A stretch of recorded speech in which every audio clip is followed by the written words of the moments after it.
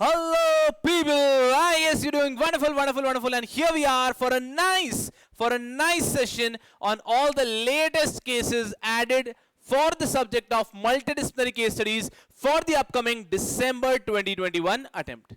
ठीक है बेटा जी, तो एक बहुत ही प्यारा सा सेशन कब से रिकॉर्ड करना था और वो आज मैं यहाँ पे रिकॉर्ड कर रहा हूँ बच्चों के लिए. क्या सर दिसंबर 2021 के लिए बहुत सारे केसेस ऐड हुए हैं क्या? So the answer is no. दिसंबर के लिए सिर्फ मात्र केवल 18 केसेस ऐड हुए हैं और ये भी बहुत मिनिस्क्यूल से केसेस हैं. ऐसा कोई बहुत बड़ा डिस्कशन टाइप का केस नहीं है. बहुत इजी टू गो है. So you have to focus on your main content. But अगर हम आईसीएसआई के पास क्वेश्चंस देखते हैं तो आईसीएसआई हमेशा क्या करती है, जो लेटेस्ट केसेस ऐड करती है उसमें से कुछ ना कुछ क्वेश्चंस हमेशा पोस्ट करती है. ये हिस्ट्री में ऐसा देखा गया है. तो आपसे रिक्वेस्ट रहेगी कि at least once ensure that you glance through this session, you glance through these notes very carefully once. कोई लोड लेने की बात नहीं है. आपको एग्जामिनेशन में क्या लेके जाना है? योद्धा और सारथी के एडिशन 2, योद्धा और सारथी के एडिशन 2 और ये एडिशनल केसेस. इसके अलावा आपको कोई भी चीज फॉर केसेस एग्जाम में ले जाने की आवश्यकता नहीं है. I hope I am communicating very clearly. और अदरवाइज मैंने आपको मेरे एमसीएस के सेशंस में बताया ही है that what all you need to carry for the examination. I guess we are all sorted for all the cases जो केस लॉ सिलेबस में सिर्फ Yoddha edition 2, Sarathi edition 2 and this particular editions का sheet. ठीक है, इस एडिशन के sheet में मैंने सारथी दे दिए. इस एडिशन की शीट में जितने 18 केसेस ऐड हुए हैं, ये आप देख सकते हो 18 केसेस, उसकी समरी भी मैंने पहले ही दे दी ताकि ये शीट के अंदर आपको इनिशियली 18 केसेस की समरी भी दी है और उसके बाद में सारे केसेस जितने आपके एग्जाम लुकआउट से चाहिए होते हैं वो सब भी दे रखे हैं. तो आपको एग्जाम लुकआउट से you don't have to worry about these 18 case laws. These are super easy 18 cases. You don't have to invest too much of time for this. You should not invest a lot of time for this. ठीक है बेटा जी, एक बार अच्छे से बस इसको पढ़ लेना and that will be all. आज के सेशन में हम एनीवे सारे 18 के 18 केसेस को डिस्कस कर लेंगे एक बार, so that after that you just have to read it once and you are all sorted for December 10. And I wish you people all the very best. I hope that you people are really preparing very sincerely. मैं आशा करता हूँ कि आप बहुत तूफान तरीके से prepare कर रहे हैं और बस अब आप थोड़े दिन में आग लगाने के लिए फुल ऑन रेडी हैं. चलिए यारो, अगर मैं बात करता हूँ केसेस की, तो जैसे कि मैंने आपको बताया, यस पीपल एवरीवन हियर, अगर मैं बात करता हूं केसेस की तो there are 18 additional cases we will be covering in this session. आज का सेशन में हम 18 लेटेस्ट केसेस कवर करने वाले हैं. यहां पे देखो सीरियल नंबर 1 2 3 4 ये किसके हैं? कंपनी लॉ के. 5 6 7 सिक्योरिटीज लॉ के. फिर इकोनॉमिक लॉ का 8 है. इंसॉल्वेंसी लॉ के 9 10 11 12. उसके बाद में कंपटीशन लॉ के 13 14 15 16 17 एंड एक लास्ट इंटरप्रिटेशन ऑफ लॉ का 18. एंड इस प्रकार से आपके सिर्फ 18 लेटेस्ट केस लॉज हैं जो इस सेशन में हम लोग डिस्कस करने वाले हैं. एकदम मस्ती में बैठो, you will not even realise, आपको पता भी नहीं चलेगा और 18 के 18 केसेस डिस्कस करके रैप अप हो चुके हैं. चलिए यारों, आशा करता हूं कि आप लोग एकदम सिंसियरली मेरे सामने बैठ चुके हैं और कुछ बेशर्म बच्चे जो ये 1.5 1.75 पे लगा के बैठे हैं, कोई चिंता की बात नहीं है. 1.5 तक देख सकते हो इस वीडियो को. एकदम कंफर्टेबली मेरे साथ में बैठो. ठीक है बेटा जी, चलो आ जाओ. चलो. अब पता चला कोई व्यक्ति एक्चुअली 1 पे होगा तो उसने 1.25 1.5 कर दिया होगा. लाइटर नोट पे बैठो. You can watch this session 1.5 पे इफ एट ऑल आपको लगता है ये शॉर्ट ऑफ टाइम और कोई बालक है जिसके पास एकदम मस्ती से सर बस आपको थोड़ा देखना चाहते हैं, थोड़ा सा और आपसे सुनना चाहते हैं, तो वो इसको 1 पे देख सकते हैं. तो एकदम लाइटर नोट पे आओ. There is nothing very difficult. There is no case study which you will not be able to understand. कि आपको बहुत ज्यादा लोड लेने की जरूरत है. 18 के 18 केस स्टडीज आपको मक्खन की तरह दिल में उतर जाएगी आफ्टर दिस सेशन. चलिए यारों, so now without wasting any time let's start the first session. तो जो आपका कंपनी लॉ का पहला केस है, तो हम लोग ये जो समरी बनाई है ना इसको एंड में देखेंगे. This is for revisionary purpose कि एग्जाम के एक दिन पहले पढ़ना. ये सारथी है हमारा, राइट? तो ये हम जो पूरा का पूरा जो केस स्टडी है ना, ये जो समरी है, ये समरी एंड में देखेंगे. अभी तो हम केसेस को डिटेल में देखते हैं. पहला केस जो आपका कंपनी लॉ का केस है, ये केस सिर्फ आपके नॉलेज के लिए सिलेबस में दे रखा है. इस केस में कोई भी लीगल इशू इन्वॉल्वड नहीं है. So you don't have to worry about the first case. The first case simply talks about the Tata versus Cyrus Mistry का केस. तो टाटा और साइरस मिस्त्री का केस इतने समय से चल रहा है, हम उसको पिछले 2 सालों से पढ़ रहे हैं कि कभी ये हुआ कभी ये हुआ. तो उसके अंदर एक नया इंप्रूवमेंट ये आया था दैट अभी रिसेंटली सुप्रीम कोर्ट ने अपना जजमेंट दिया.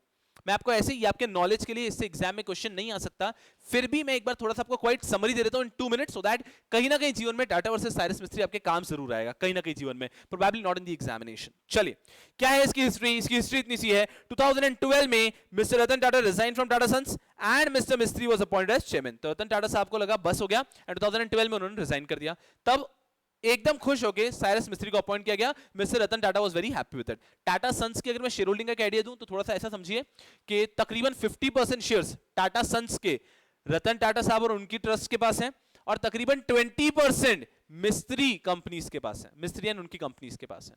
ठीक है, तो ये होल्डिंग की. तो रतन टाटा साहब जब उन्होंने छोड़ा कि अब मैं रिजाइन करना चाहता हूं, Cyrus Mistry got the chance to become chairman. 2016 के अंदर Mistry was removed by mister Ratan Tata. Mistry made an appeal to NCLT. तो 2016 के अंदर किसी बात पे मनमुटाव हुए. Mister Ratan Tata was not happy with the way mister Cyrus Mistry was functioning, and इस कारण से रतन टाटा साहब ने साइरस मिस्त्री को निकालने का डिसीजन लिया. अब आप सोचो प्रैक्टिकली रतन टाटा साहब के सब्सटेंशियल शेयर्स है ना, तो यू कैन कंफर्टेबली रिमूव. तो उस प्रकार से उन्होंने साइरस मिस्त्री को निकाल दिया. साइरस मिस्त्री ने एनसीएलटी में अपील की on various ground, but the biggest ground was on the basis of operation and mismanagement, कि ये मेजॉरिटी शेयर होल्डर्स ऑप्रेस कर रहे हैं हम माइनॉरिटी शेयर होल्डर्स को. तो ये केस बहुत समय तक चला. एनसीएलटी ने ऑर्डर किया टाटा के फेवर में, मिस्त्री ने अपील की, एनसीएलटी ने ऑर्डर किया मिस्त्री के फेवर में, और ऐसे बहुत समय तक ये फुटबॉल की तरह चलता रहा. एनसीएलटी एनसीएलटी एनसीएलटी एनसीएलटी ये सब चलता रहा. और थोड़े समय पहले एनसीएलटी ने जिस ऑर्डर में मिस्त्री के फेवर में ऑर्डर पास किया था, उसके अगेंस्ट टाटाज ने सुप्रीम कोर्ट में अपील लगाई. इस ऑर्डर के अगेंस्ट, जो एनसीएलटी का ऑर्डर था, उसके अगेंस्ट टाटा ने भी अपील की थी और मिस्त्री ने भी. सर जब वो मिस्त्री के फेवर में था तो उन्होंने कैसे अपील कर सकते हैं? वो चाहते थे हमें और बेनिफिट मिले. तो eventually both the parties came to supreme court, and supreme court ने रिसेंटली जजमेंट दिया इन फेवर ऑफ टाटा. की सुप्रीम कोर्ट ने रिसेंटली बोला कि टाटा साहब ने कोई ऑपरेशन मिसमैनेजमेंट नहीं किया. अब इसमें थोड़ी सी और स्टोरी भी है, वो भी आपसे डिस्कस कर लेता हूं, बट ठीक है, सब once you have to read it up. Story ऐसी हुई कि सुप्रीम कोर्ट में टाटा साहब ने कहा कि that we have to look into a lot of things. We have to look into a lot of things कि आप किस तरह से ऑपरेशन मिसमैनेजमेंट कह रहे हैं. मेजॉरिटी ने डिसाइड किया, हां. क्या सारे रूल्स रेगुलेशन फॉलो करके डिसाइड किया? हां. तो अगर मेजॉरिटी ने सारे रूल्स रेगुलेशन से फॉलो किया है और आपको निकाला है, तो मेजॉरिटी रूल विल प्रिवेल और हम बिल्कुल इंटरफेयर नहीं करेंगे. क्या उनका कोई भी मैलिफाइड मोटिव था क्या? जी नहीं. और उसके अंदर बैकग्राउंड पे, बैकएंड पे ये भी देखा जाएगा कि टाटा सन्स का जो पूरा कंट्रोल है वो सिर्फ नाम मात्र का कंट्रोल है. नाम मात्र का कंट्रोल मतलब कंट्रोल तो उनका है प्रैक्टिकली, बट उनका प्रॉफिट ओरिएंटेशन नहीं होता है. The entire money which they make, majority of the money is used for charitable purpose.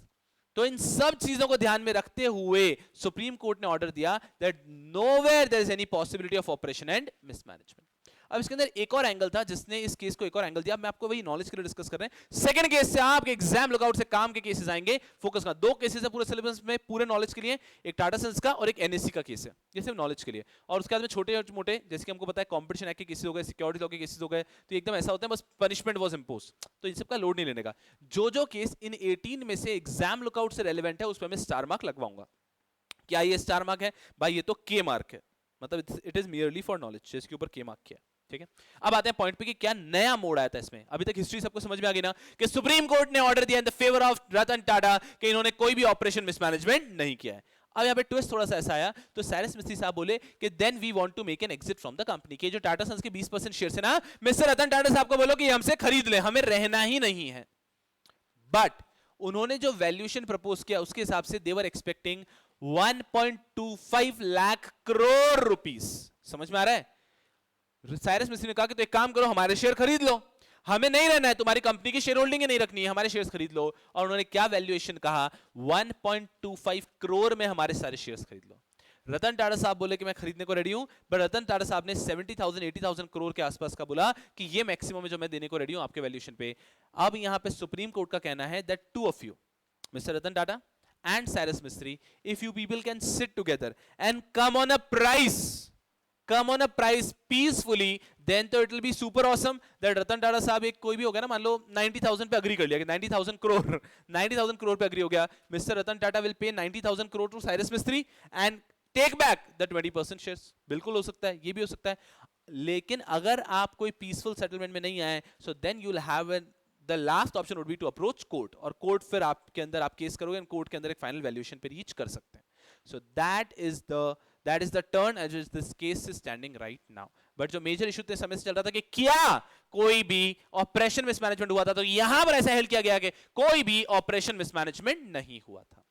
So that was the first case. This is merely for your knowledge purpose. तो यहाँ पे क्या हुआ है, हमें जो टेक अवे ध्यान रखना है, वैसे तो कोई लीगल टेक अवे नहीं है, बट हमें याद रखना है कि supreme court order in favour of Tatas saying that there was no operation mismanagement.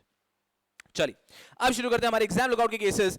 पहला केस जो आपके सिलेबस में आता है, केस नंबर 2. हमारे 18 में से केस नंबर 2 है, बट आपके काम का पहला केस आ रहा हूं. That is Arun Kumar Jagat Mitra versus Jindal Steel and Power Limited and another. ठीक है, ये हमारे मेन बुक में भी था, तो उसी का एक्सटेंशन. एक्सटेंशन मतलब क्या होता है कि तब ये केस एनसीएलटी तक गया होगा, अब ये केस सुप्रीम कोर्ट तक जा चुका है. इस केस में क्या इश्यू आया, इस केस में क्या हुआ, एकदम सिंपल तरीके से समझना. छोटा सा इश्यू है, एक व्यक्ति, लीगल इश्यू क्या ध्यान रखना, एक व्यक्ति जो 29A, if you remember 29A, मैंने आपको प्रॉमिस किया हुआ इंसॉल्वेंसी लॉ का कि 29A का पूरा जो मेरा एक्सप्लेनेशन है वो यूट्यूब पे आएगा, 110% आएगा. 29A जो एक सेक्शन है, person not qualified to give resolution plan, a person who cannot be a resolution applicant, 29A. ठीक है, तो एक व्यक्ति जो 29A में एलिजिबल नहीं है, एक व्यक्ति जो 29A में एलिजिबल नहीं है, क्या वो व्यक्ति सेक्शन 230 की एप्लीकेशन दे सकता है क्या? ये लीगल इशू है जो यहां पर सुप्रीम कोर्ट ने आंसर किया है. केयरफुली समझना, very important, you have to understand the legal issue so आप उस केस को मस्ती से पकड़ पाओ और एग्जाम में सिर्फ ये जो डिसीजन है यहां पे रीड करके समझ जाओ, अरे हाँ ये वाला लीगल इशू इन्वॉल्व था, ये केस है. एग्जाम में कोई क्वेश्चन आता है तो आप समझ जाओ कि ये लीगल इशू क्या, अरे हाँ ये तो इस केस ने आंसर किया था, एंड यू कैन फटाफट से come on to this case. What is the legal issue, understand very carefully. एक कंपनी का सीआईआरपी चल रहा है, सीआईआरपी में जो व्यक्ति एलिजिबल नहीं है, जो व्यक्ति एलिजिबल नहीं है, a person who is not eligible to file, a person who is not eligible to file the resolution plan under section 29A. अब कंपनी जो है ना, अब कंपनी का सीआईआरपी तो चल ही रहा था, किसी भी सर्कमस्टेंसेस में अब company is accepting application under section 230 compromise arrangement की एप्लीकेशन ले रही है.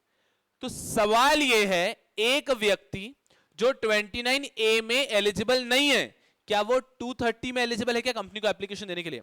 एक व्यक्ति जो 29A में रेजोल्यूशन प्लान नहीं दे सकता, क्या वो 230 के अंदर, क्या वो सेक्शन 230 में कॉम्प्रोमाइज अरेंजमेंट की एप्लीकेशन दे सकता है क्या? So that was the question in front of supreme court.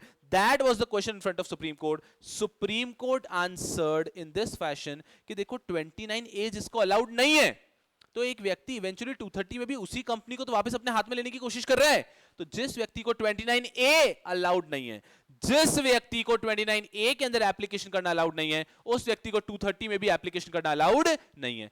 जिस व्यक्ति को 29A में एप्लीकेशन करना अलाउड नहीं है, उस व्यक्ति को 230 भी एप्लीकेशन करना अलाउड नहीं है. Just read the decision. मुझे आपको इतना लायक बनाना है कि आप इतने अच्छे से याद रखो, इसको इतनी बार रिवीजन करना है. जैसे मैंने आपको क्विक रिवीजन दिया है पूरे आपके सिलेबस के सारे केसेस का, उसी तरह से एंड में मैं आपको क्विक रिवीजन दूंगा इन एडिशनल केसेस का भी. तो ध्यान रखना है कि दिमाग में इतने अच्छे से बिठा लेना है कि 29A वाला केस, अरे हाँ ये एडिशनल के अंदर था, केस नंबर 2. इतनी बेहतरीन तरीके से हमको जाना है एग्जामिनेशन के अंदर. तो हम लोग तो अभी पहले केसेस का कंटेंट समझ लेते हैं, फिर हम हमारे रिवीजन के ऊपर आएंगे. Let's understand the takeaways of all the cases first. पहला केस है हमारा एग्जाम पॉइंट ऑफ व्यू से, दूसरा केस है आज के दिन का.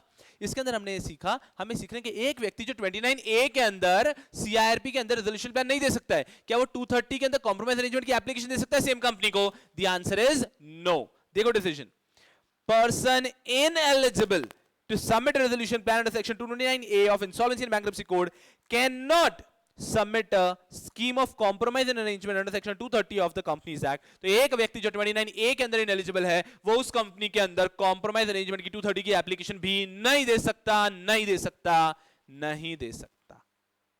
क्लियर रहेगा बेटा जी, याद रखना है. ठीक है, डिसीजन पढ़ के पूरा केस याद हो जाना चाहिए. चलिए, ये हुआ आपका केस नंबर 2. फिर आता है आपका case number 3, Brilio Technologies Private Limited versus ROC and another NCLAT. Understand very carefully, बहुत प्यारा केस है, बहुत प्यारा केस है. आपका टेक अवे पे फोकस होना चाहिए, बट मैं थोड़ा सा आपको ब्रीफ फैक्ट्स का और भी जरूर देना चाहूंगा. यहां पे क्या हुआ था, यहां पे कंपनी के कुछ प्रमोटर्स थे. Okay, so promoters were holding certain shares. Okay, and there were certain non promoters, they were also holding certain shares. Promoters were holding certain shares and there were certain non-promoters, they were also holding certain shares. Understand very carefully. The company wanted to reduce some capital. Company करना चाहती थी capital reduction, बिल्कुल चलेगा, section number 66 के तहत company capital reduction करना चाहती थी. But understand very carefully, promoters, non promoters, company capital reduction करना चाहती थी ओनली फ्रॉम नॉन प्रमोटर्स. कि हे नॉन प्रमोटर, तुम्हारा कैपिटल रिडक्शन कर देते हैं हम. सुनना वेरी केयरफुली, कंपनी के अंदर कैपिटल रिडक्शन हो रहा था, कंपनी के अंदर प्रमोटर शेयर होल्डर भी थे, नॉन प्रमोटर भी थे. ये कंपनी क्या कर रही थी, नॉन प्रमोटर शेयर होल्डर्स की कैपिटल को रिड्यूस करके इस कंपनी को प्रैक्टिकली होली ओन्ड सब्सिडियरी की तरफ ले जा रही थी. ठीक है। तो जो प्रमोटर नॉन प्रमोटर थे उसके अंदर सिर्फ नॉन प्रमोटर शेयर होल्डर की कैपिटल को क्या कर रहे थे, रिड्यूस कर रहे थे। तो ये केस पहुंचा एनसीएलटी तक। तो मेन इशू ये आया कि क्या ये कैपिटल रिडक्शन जो है ना वो सिलेक्टिवली हो सकता है क्या, कि इसको कर रहे हैं और इसको नहीं कर रहे हैं, ऐसा कैपिटल रिडक्शन सिलेक्टिवली हो सकता है क्या, ये केस का ये इशू गया एनसीएलटी तक। अगर आप बच्चे मुझसे कंपनी में पढ़े एग्जीक्यूटिव में, तो एग्जीक्यूटिव की कंपनी में बार बार बता चुका हूं कि कैपिटल रिडक्शन सिलेक्टिवली हो सकता है। इसको लेके बहुत सारे केस लॉस हैं, इसको लेके बहुत सारे केस लॉस हैं कि कैपिटल रिडक्शन सिलेक्टिवली हो सकता है। तो यहां पर भी एनसीएलटी यही बोला कि भैया जी प्रॉब्लम क्या है, अगर एक कंपनी सिलेक्टिवली कैपिटल को रिड्यूस करना चाहती है तो वो कंपनी सिलेक्टिवली कैपिटल को रिड्यूस कर सकती है। क्या है यहां पे take away, NCLT held that selective reduction of capital is very well allowed. NCLT ने कहा कि बिल्कुल selective reduction of capital allowed है। तो सेकंड केस का भी बात समझ में आ गई। लेकिन सेकंड केस के अंदर देयर आर वेरियस क्वेश्चंस जिन ग्राउंड पे एनसीएलटी मना कर रहा था। एनसीएलटी बोला था ये नहीं, कैपिटल रिडक्शन अलाउ नहीं करेंगे, ऐसे कैसे अलाउ कर देंगे। तो उसको लेके एनसीएलटी ने मना किया था कि कैपिटल रिडक्शन अलाउ नहीं होगा। एनसीएलएटी बोला कि कैपिटल रिडक्शन सिलेक्टिवली अलाउड है। तो उसके कुछ 4-5 पॉइंट्स है, उसको अच्छे से पढ़ने की कोशिश करते हैं। सुनना, NCLT address all the grounds. क्या ग्राउंड 1 क्या था, मतलब ये क्या पढ़ा रहा हूं मैं आपको, एनसीएलटी ने किस किस ग्राउंड पे बोला था कि कैपिटल रिडक्शन नहीं करने देंगे। तो एनसीएलएटी आया कि बिल्कुल करने देंगे और एक एक ग्राउंड को आंसर किया बहुत स्मार्टली। पहला ग्राउंड क्या था, no proper genuine reason has been given for reduction of share capital. NCLT बोला कोई प्रॉपर रीजन नहीं दिया, इनको कैपिटल रिडक्शन नहीं करने देंगे। एनसीएलटी बोला प्रॉपर रीजन क्या होता है, आपको क्या लगता है कि सिर्फ loss making company capital reduction कर सकती है। इन्होंने कहा है क्लियरली कि जो नॉन प्रमोटर है उनसे कैपिटल रिड्यूस करना चाहते हैं ये, ताकि इन लोगों के पास पूरी होल्डिंग आ जाए। That's enough, that is enough. कहां लिखा है लॉ में कि सिर्फ लॉस मेकिंग कंपनी ही कैपिटल रिडक्शन कर सकती है, ऐसा कुछ भी नहीं है। तो आपको ऐसा कोई रीजन चाहिए कि इनका लॉस होना चाहिए, इनको प्रूव करना पड़ेगा, तो ऐसा कुछ भी लॉ में देना कंपलसरी नहीं है। तो व्हेन यू आर सेइंग कि there is no genuine reason, इसका ये मतलब नहीं है दैट आपका कहना है एनसीएलटी कि loss making company capital reduction कर सकती है, नहीं नहीं, there is a genuine reason. उन्होंने कहा है कि उनको बस नॉन प्रमोटर शेयर होल्डिंग वाले शेयर होल्डर जो हैं उनके शेयर्स को रिड्यूस करना है, बिल्कुल कर सकते हैं। तो कोई रीजन की बात नहीं आती है, लॉस मेकिंग प्रूव करना जरूरी नहीं है। नेक्स्ट आता है consent affidavit from creditor has not been obtain. इनका कहना है कि क्रेडिटर्स के कंसेंट भी नहीं है, ये कैपिटल रिड्यूस कर रहे हैं और क्रेडिटर्स के कंसेंट भी नहीं है। अब ये बोल रहे हैं सुनो सुनो सुनो सुनो सुनो, एनसीएलटी बोल रही है क्या क्रेडिटर्स को नोटिस भेजा, हाँ भेजा। क्या क्रेडिटर्स का कोई ऑब्जेक्शन आया, नहीं आया। तो ये प्रिज्यूम करता है कंपनी लॉ कि हमने क्रेडिटर को नोटिस भेजा, क्रेडिटर ने कोई ऑब्जेक्ट नहीं किया, मतलब क्रेडिटर का कंसेंट है, क्रेडिटर से एक्सप्रेसली कंसेंट लेने की आवश्यकता नहीं है। आई रिपीट अगेन, क्रेडिटर से आपको एक्सप्रेसली कंसेंट लेने की जरूरत नहीं है। आपने क्रेडिटर को नोटिस भेजा एंड क्रेडिटर ने कोई ऑब्जेक्ट नहीं किया, इट मींस उसका कंसेंट है। और क्लियरली फैक्ट्स में लिखा है कि हाँ क्रेडिटर को नोटिस भेजा है और क्रेडिटर ने कोई भी ऑब्जेक्शन नहीं लिया, इट मींस क्रेडिटर का कंसेंट है। तो सेक्शन रिक्वायर्स कि क्रेडिटर को नोटिस भेजो, उसका ऑब्जेक्शन नहीं आना चाहिए, क्रेडिटर का एक्सप्रेस कंसेंट आने की कोई आवश्यकता नहीं है। बिल्कुल आपका रिडक्शन के केस में भी आप इस केस में भी रिडक्शन कर सकते हो। Third, security premium account can not be utilised for making payment to non promoter shareholder. बोला नहीं, सिक्योरिटी प्रीमियम से आप नहीं पे कर सकते ये वाले रिडक्शन के केस में। तो एनसीएलटी बोला क्यों नहीं कर सकते, सिक्योरिटी प्रीमियम के जो यूटिलाइजेशन के लिमिटेड अमाउंट है, जो रीजन से इसके लिए यूटिलाइज कर सकते हैं, अगर हम उन लिमिट में रहते हुए उन केसेस में यूटिलाइज करें तो बिल्कुल कर सकते हैं। हम प्रमोटर को दें या नॉन प्रमोटर को दें ये इररिलेवेंट है। तो सिक्योरिटी प्रीमियम का पैसा भी हम यहाँ पे यूटिलाइज कर सकते हैं only for paying the excess amount. Next last था और सबसे इंपॉर्टेंट था, सिलेक्टिव रिडक्शन तो अलाउड ही नहीं है। एनसीएलटी बोल रहा था सबसे बड़ा इश्यू यही था कि सिलेक्टिव रिडक्शन तो अलाउड ही नहीं है। तो यहां पर एनसीएलटी बोला कि भैया किसने बोल दिया आपको, there are various cases proving कि selective reduction of capital is allowed. तो आपको ये सब मैंने पढ़ा, इसका लोड नहीं लेना है, इसका लोड नहीं लेना है, इसका लोड नहीं लेना है। आपको मेन यही ध्यान रखना है कि क्या एक कंपनी सिलेक्टिवली कैपिटल रिड्यूस कर सकती है, क्या एक कंपनी सिलेक्टिवली कैपिटल रिड्यूस कर सकती है। जी हां, एक कंपनी सिलेक्टिवली कैपिटल रिड्यूस कर सकती है। क्लियर है बेटा जी, चलो वंडरफुल। फिर आता है आपका कंपनी लॉ का लास्ट केस, 4 केसेस है कंपनी लॉ में, that is Vijay Sai Poultries Private Limited versus Vemulapalli Sai Parmilla and others NCLT. बहुत ही प्यारा केस था। हुआ क्या सुनना है यहाँ पे कि यहां पर ऐसा हुआ कि ये जो हमारे वीएस थे, वीएस ने ऐसा बोला एनसीएलटी को, वीएस गया एनसीएलटी के पास कि सुनो ना, ये विजय साई पोल्ट्रीज प्राइवेट लिमिटेड जो कंपनी ना, इस कंपनी में कुछ तो गलत चल रहा है, इनका फॉरेंसिक ऑडिट कराओ। सुनना, एक रैंडम व्यक्ति वॉक इन करते हुए जाते हैं एनसीएलटी के पास, that there is something wrong with this company, इनका फॉरेंसिक ऑडिट करवाओ, पाइजे मंजे पाइजे। एंड एनसीएलटी क्या करता है? एनसीएलटी कहता है हाँ करवाओ ना। अरे करवाते क्यों नहीं, करवाओ। एनसीएलटी ने फॉरेंसिक ऑडिट ऑर्डर कर दिया। Are you even understanding? A random person applied to NCLT for forensic audit against the company and NCLT ordered forensic audit against the company without giving any reasons. Without giving any reasons. तो ये तो मेरे और आपके जैसे साधारण लोगों को भी समझ में आ रहा है कि ये तो एनसीएलटी ने घोचू किया है। तो भैया जी यहाँ तो हमें कुछ शायद करप्शन की बू आ रही है, तो यहाँ कुछ तो घोचू हुआ है। भाई साहब ऑन रिकॉर्ड मैं बस ये कह रहा हूँ, I was just kidding about it. ऐसा कुछ भी नहीं लगता मुझे करप्शन जैसा। मुझे क्या लगता है कि नहीं ये गलती हो गई होगी। ठीक है बेटा जी, तो आपको जो समझना है समझो, इधर आओ। पर मुझे लगता है कुछ ना कुछ तो यहाँ कुछ न कुछ तो गड़बड़ जरूर है भैया जी। तो यहाँ पे जब वो व्यक्ति, वो कंपनी गई रोते रोते एनसीएलटी के पास, भैया ये क्या बात हुई, हमारे अगेंस्ट फॉरेंसिक ऑडिट ऑर्डर कर दिया। And I will tell you that too, अगर फैक्ट्स में जाए हम लोग तो कुछ पिछले 14-15 साल का फॉरेंसिक ऑडिट ऑर्डर कर दिया कि भाई इतना सारा forensic audit and that too without giving any reasons. ये क्या बात हुई? एनसीएलटी बोला रुको रुको रुको, थोड़ा सा इनके मुंह पे पानी छिड़को यार, पानी वानी पियो, अब रुको। फिर एनसीएलटी ने झापा कि क्या चल रहा है, एनसीएलटी क्या चल रहा है, you can not randomly order forensic audit without giving any reason. If you want to order forensic audit against any company you can, but at least give reasons ना कि आप क्यों ऑर्डर कर रहे हो। without any reason you cannot order forensic audit against any company merely on the ground of an application made by any random person। तो very easy case law कि भैया किसी की भी रैंडम एप्लीकेशन पे फॉरेंसिक ऑडिट नहीं कर सकता ऑर्डर एनसीएलटी। देखो क्या है, डिसीजन दिमाग में बैठना चाहिए, तभी तो आप इस केस तक पहुंचोगे। Forensic audit of the accounts ordered by NCLT without recording suitable reason is not tenable। कि आपका मन और आपने फॉरेंसिक ऑडिट ऑर्डर करवा दी, ऐसे चलता नहीं है। और मैं अगर आपको बताऊं तो हम लोग कहां पर हैं, कंपनी लॉ के 4 केसेस हम पढ़ चुके हैं। टोटल आपके सिलेबस में 18 केसेस हैं और मैं आपको कह रहा हूं कि आपको सिर्फ इन 18 केसेस को एक बार देखते हुए जाना है। आपको बिल्कुल इसका लोड नहीं लेना, एकदम लाइट केसेस आए हुए हैं, but you have to ensure कि आपके एग्जाम में जो समय है उसके हिसाब से आपने इन केसेस पे टाइम इन्वेस्ट करना है। एक बार समझ के जरूर जाना है, सो दैट एग्जाम में जब भी कोई क्वेश्चन आएगा तो you will be able to, मतलब ऐसे क्लिक हो जाएगा, ऐसे क्लिक होगा। इतनी बार अपन अच्छे से रिवीजन करेंगे। ठीक है, चलो। तो हमने कंपनी लॉ के 4 केसेस किए हैं। कंपनी लॉ के 4 केसेस को अगर हम हमारे समरी से देखते हैं तो एकदम ईजी है। टाटा कंसल्टेंसी वर्सेस साइरस मिस्त्री, ये तो हमारे काम का ही नहीं है, नॉलेज के लिए था, बट फिर भी इसमें क्या हुआ है कि फाइनली सुप्रीम कोर्ट ने कह दिया कि कोई ऑपरेशन मिसमैनेजमेंट नहीं किया है टाटा साहब ने। उसका 3 और केसेस पढ़े हमने। पहला केस में हमने पढ़ा कि एक व्यक्ति जो आईबीसी के अंदर सेक्शन 29A में एप्लीकेशन नहीं दे सकता है, आरपी नहीं दे सकता है, वो व्यक्ति 230 के अंदर भी अप्लाई नहीं कर सकता है। फिर हमने देखा क्या सिलेक्टिव रिडक्शन अलाउड है, अलाउड है, अलाउड है, जी हां अलाउड है। उसके बाद हमने देखा कि क्या बिना रीजन दिए फॉरेंसिक ऑडिट ऑर्डर हो सकता है क्या, तो हमने यहां पे देखा कि बिना रीजन दिए फॉरेंसिक ऑडिट ऑर्डर नहीं हो सकता। आपको नहीं लगता है कि लाइफ बहुत इजी है आपकी? अरे आपकी लाइफ बहुत इजी है, लड्डू है, एकदम मस्ती में खत्म हो जाएगा। ये 4 केसेस पढ़े हैं, ऐसे हम 18 पढ़ेंगे और इनको बेहतरीन तरीके से बार बार लगातार तरीके से रिवाइज करते चलेंगे ताकि दिमाग में अच्छे से बैठ जाए। देखो बेटा जी, रिवाइज करने का पर्पस इतना सा होता है कि हम एग्जाम में, देखो नॉर्मल जनता एग्जाम में क्वेश्चन देखेगी और उसके एप्लीकेबल केस लॉ तक पहुंचने में उसको समय लगेगा, वही 2 मिनट का खेल है। कि नॉर्मली जो लोगों को 3-4 मिनट लग रहे हैं, हमको 30 सेकंड्स लगने चाहिए। 30 सेकंड शुड बी टारगेट कि क्वेश्चन से हम हमारे अप्रोप्रिएट केस लॉ तक पहुंच जाएं, 30 सेकंड्स लगने चाहिए। चलो आगे बढ़ते हैं यारों। सिक्योरिटीज लॉ के अंदर केसेस हैं, एकदम लड्डू cases. I will tell you what, securities law के जो 3 केसेस है ना, वो मैं आपको यहां से भी पढ़ा सकता हूं 2 मिनट के अंदर। पहले यहां से पढ़ाता हूं, फिर उस शीट पे चलते हैं। क्या लिखा है देखो, एनएससी कोलोकेशन केस पहला, SEBI impose a penalty of 1 crore NSC and 25 lakh on MD and CEO. United textiles limited, penalty impose on violation of SEBI sestet regulation.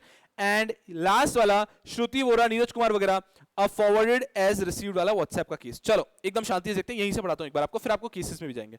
पहला कैसे है, एनएससी कोलोकेशन केस, एक बहुत ही बड़ा इशू है। क्या होता है यहाँ पे कुछ एनएससी के अंदर बहुत ही इरेगुलरिटी चल रही थी, बहुत इरेगुलरिटी चल रही थी, और जो कि एनएससी को पता भी चल गई। अगर इरेगुलरिटी पे मैं डिस्कशन करूंगा तो we can discuss it for hours, but मैं एकदम समरी में बताता हूं कि एक व्यक्ति ऐसा था जिसको एडवांटेज मिल रहा था, that he was able to trade prior to other people. मतलब अगर बहुत लोगों का ऑर्डर प्लेस्ड है तो उस व्यक्ति के ऑर्डर को प्रायोरिटी मिलेगी और वो पहले एग्जीक्यूट होगा। इस प्रकार का कुछ इरेगुलरिटी चल रहा था। नाउ द इशू वाज कि ये इरेगुलरिटी एनएससी पे चल रहा था, एनएससी की नजरों में भी आया and NSC did nothing. NSC की नजरों में भी आया and NSC did nothing. NSC ने कुछ नहीं किया और उसको आगे बढ़ने दिया। और जब ये बात सेबी को पता चली, सेबी ने फोड़ा। सबसे पहले सेबी ने एनएससी को फोड़ा और एनएससी पे 1 करोड़ की पेनल्टी लगाई।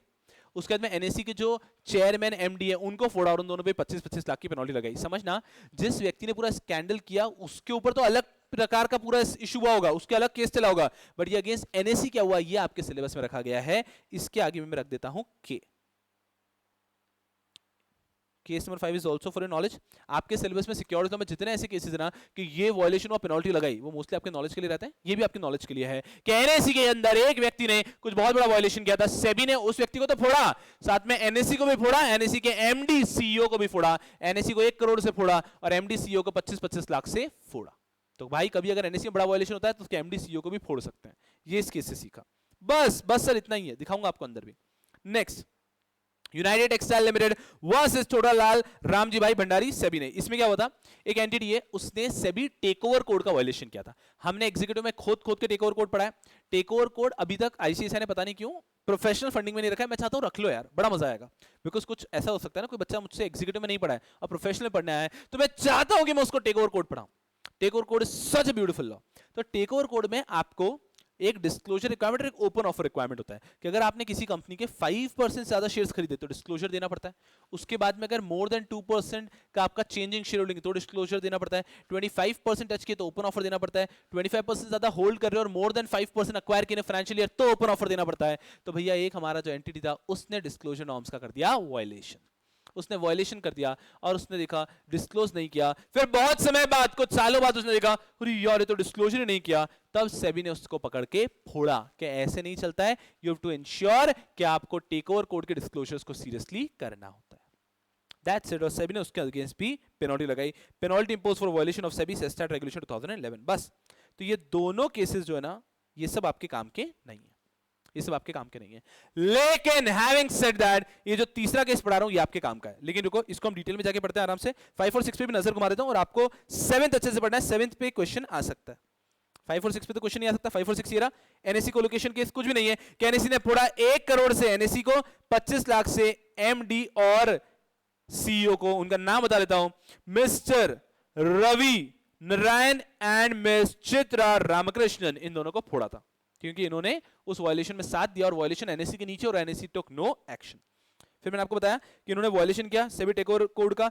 इनका 5.01% कंपनी का होल्डिंग हो गया था तो उस पर डिस्क्लोजर देना अनिवार्य था, बट उन्होंने डिस्क्लोजर नहीं दिया और वो 2 साल बाद 803 डेज के तक का वायलेशन हो चुका है। तो सेबी ने इनको फोड़ा और उनके ऊपर पेनल्टी लगाई। That's it. तो इसमें कोई रीजनिंग भी रेलेवेंट नहीं होती है, बस आपको पता होना चाहिए। अब ये आता है, ये एक अच्छा केस है, that is case number 7 for today. And हम बात करते हैं सिक्योरिटीज लॉ के केस नंबर 3 की। एंड में पूरी बात करेंगे कौन कौन से केस हमारे काम के। ये केस है जो आपके काम का है, ये केस को मैं स्टार मार्क कर देता हूं। ये केस आपके काम का है, बहुत केयरफुली सुनना। यहाँ पे क्या हुआ, यहाँ पे क्या हुआ था, देयर वर सर्टेन पीपल जिनको पकड़ के सेबी ने फोड़ना चालू किया। सही बोले हमको क्यों मार रहे हो, हमको क्यों मार रहे हो, हमको क्यों मार रहे हो। सही बोला ए ये क्या चल रहा है तुम्हारे, तुम लोग कंपनीज के डेटा को व्हाट्सएप पे सर्कुलेट करते हो एक दूसरे को, उस पे पैसा कमाते हो, इनसाइडर ट्रेडिंग करते हो, फोड़ो इनको। सेबी ने कहा फोड़ेंगे इन सबको। उनको बहुत मारा, बहुत बोला नहीं साहब नहीं साहब नहीं साहब हमने कुछ नहीं किया, हमने कुछ नहीं। मेरी बात को समझना, एक्चुअली नहीं मारा है, ठीक है ना, फोकस करना। हुआ क्या, a few people in share market had a WhatsApp group जिस पे अ फ्यू पीपल, जिनके अगेंस्ट पूरा केस चला, वो लोग कुछ मैसेजेस फॉरवर्ड करते थे, व्हाट्सएप मैसेजेस फॉरवर्ड करते थे जिसमें कंपनी के फाइनेंशियल के डिटेल्स होते थे। फॉर एग्जांपल कभी भी कंपनी के फाइनेंशियल्स आ रहे हैं, क्वार्टरली रिपोर्ट करते हैं बड़ी बड़ी कंपनीज, लिस्टेड कंपनीज अपने फाइनेंशियल्स, तो उसके पहले ये ऐसा ही कि फाइनेंशियल्स ऐसे आने वाले हैं वैसे आने वाले हैं, इस कंपनी के शेयर्स खरीद लो, टिप के फॉर्म पे ऐसे मैसेजेस आते थे।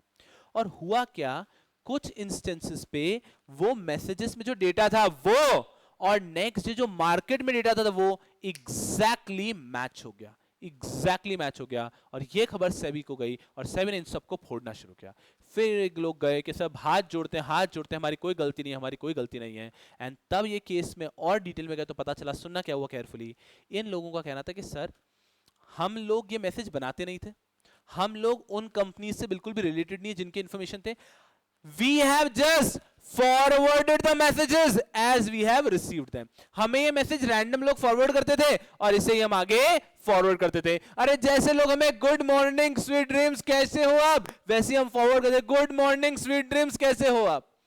सर गुड मॉर्निंग के साथ स्वीट ड्रीम्स, यही जमाना है आज की तारीख में। इधर आओ गधों, ध्यान दो, जो मैसेज आया बाबू सोना जादू तो ना, बाबू सोना जादू तो ना, ऐसे कैसे फॉरवर्ड कर देते सब, हमने तो कभी ध्यान भी नहीं दिया। और आप देखो ना, उन लोगों का कहना था कि हम इन कंपनी से रिलेटेड नहीं है। और दूसरी बात, हमने आज तक ऐसे 40 मैसेजेस फॉरवर्ड किए, बहुत सारे ऐसे भी तो मैसेजेस फॉरवर्ड किए जो कि एक्चुअली टर्न नहीं हुए। ये कुछ मैसेजेस जो टर्न आउट हो गए, एक्चुअल से रिलेट हो गए, that might be a mere coincidence. So आप हमको क्यों फोड़ रहे हो। सेबी ने बहुत सोचा, सेबी ने बहुत सोचा और सेबी ने क्या कहा सुनना। सेबी ने उनको फोड़ा, सेबी ने उनको फोड़ा। बेहतरीन तरीके से फोड़ा कि नहीं आपने गलत किया, आपने गलत किया, आपने पेनल्टी लगा दी। और वो गए फिर किसके पास में, सैट के पास में। वो गए सैट के पास, सेबी ने उनको फोड़ा, पेनल्टी लगाई उनके केस। अब वो गए सैट के पास में, बोले कि सुनो ना सर, सेबी हमको कह रहा है कि हमने इनसाइडर ट्रेडिंग की है, कि हमने वो मैसेजेस फॉरवर्ड किए, एक्चुअल में टर्न हो गए। हमारी बात सुनो, we have just forwarded the messages as we have received, we have done nothing. जो मैसेज आया वैसा का वैसा फॉरवर्ड कर दिया, हमने तो कुछ भी नहीं किया था। और ये देखो, जो कुछ मैसेजेस में एक्चुअल में टर्न आउट हो गया उसको लेके आप बैठे हो, और जो मैसेज नहीं हुआ उसका क्या। तो you have to be reasonable there. SEBI को इनकी बात समझ में आई, सेबी क्या, सैट को इनकी बात समझ में आई, और सैट ने सेबी को फोड़ा, और सैट ने ऑर्डर दिया कि इनकी गलती नहीं है।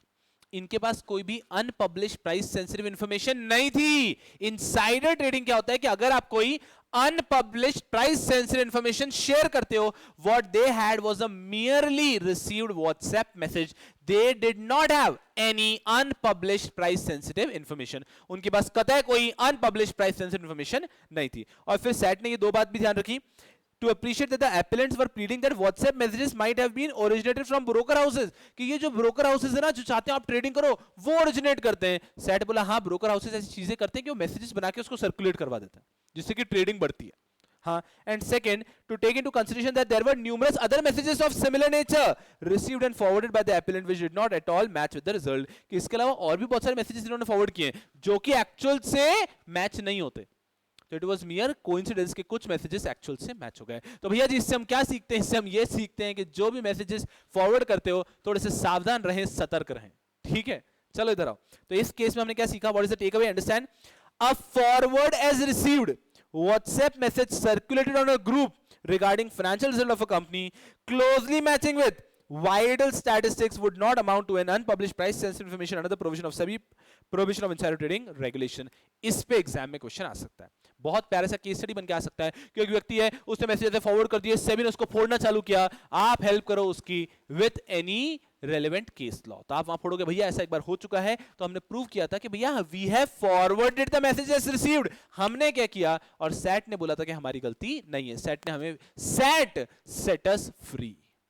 क्लियर बेटा जी? सो सैट ने ऐसा बोला कि अगर आपने व्हाट्सएप मैसेजेस आए और फॉरवर्ड किए तो उसमें आपकी कोई गलती नहीं है, आपने कोई unpublished price sensitive information forward नहीं किए, आपने तो एक WhatsApp message as received forward कर दिया। I hope understanding. कहां तक पहुंचे हम लोग? हम लोग केस नंबर 7 तक पहुंच चुके हैं। आज का टारगेट है 18 केसेस पढ़ने, हम लोग 1 to 7 पढ़ चुके हैं। 1 to 7 में से, ये हमारे 1 to 7 है, 1 to 7 में से 2 केसेस है जो आपके नॉलेज के लिए बस, बाकी 5 केसेस है जो आपका जिनका टेक अवे आपको पता होना चाहिए। चलो, 1 to 7 में से 2 केसेस ऐसे हैं जो आपके नॉलेज के लिए था। एक तो एनएससी वाला केस और एक टाटा वाला केस। टाटा वाला केस में बस सुप्रीम कोर्ट ने फोड़ा कि भैया साइरस मिस्त्री को निकालना सही था, टाटा ने कोई भी ऑपरेशन मिसमैनेजमेंट नहीं किया है, और एनएससी को फोड़ा सेबी ने विद 1 करोड़ की penalty and 25 lakh on the MD and CEO. ठीक है, ये हो गया। उसके बच्चे हुए सारे केस आपका आदरणीय, देखो आपको याद है कि आपको पता है क्या कि एक व्यक्ति जो 29A में एलिजिबल है, क्या वो 230 का एप्लीकेशन दे सकता है? जी नहीं, नहीं दे सकता। क्या selective reduction of capital allowed है? जी हां है। क्या फॉरेंसिक ऑडिट ऑर्डर कर सकता है NCLT without giving any reason? नहीं कर सकता। बहुत अच्छी बात है। फिर हमने सीखा यहां पे भी एक है कि टेक ओवर कोड का वायलेशन हुआ तो सेबी ने फोड़ा, और लास्ट हमने सीखा कि अगर I have merely forwarded the WhatsApp messages as I have received, क्या मैंने कोई वायलेशन किया है क्या? क्या मैंने कोई वायलेशन किया है क्या? तो नहीं किया भैया, कोई वायलेशन नहीं किया आपने।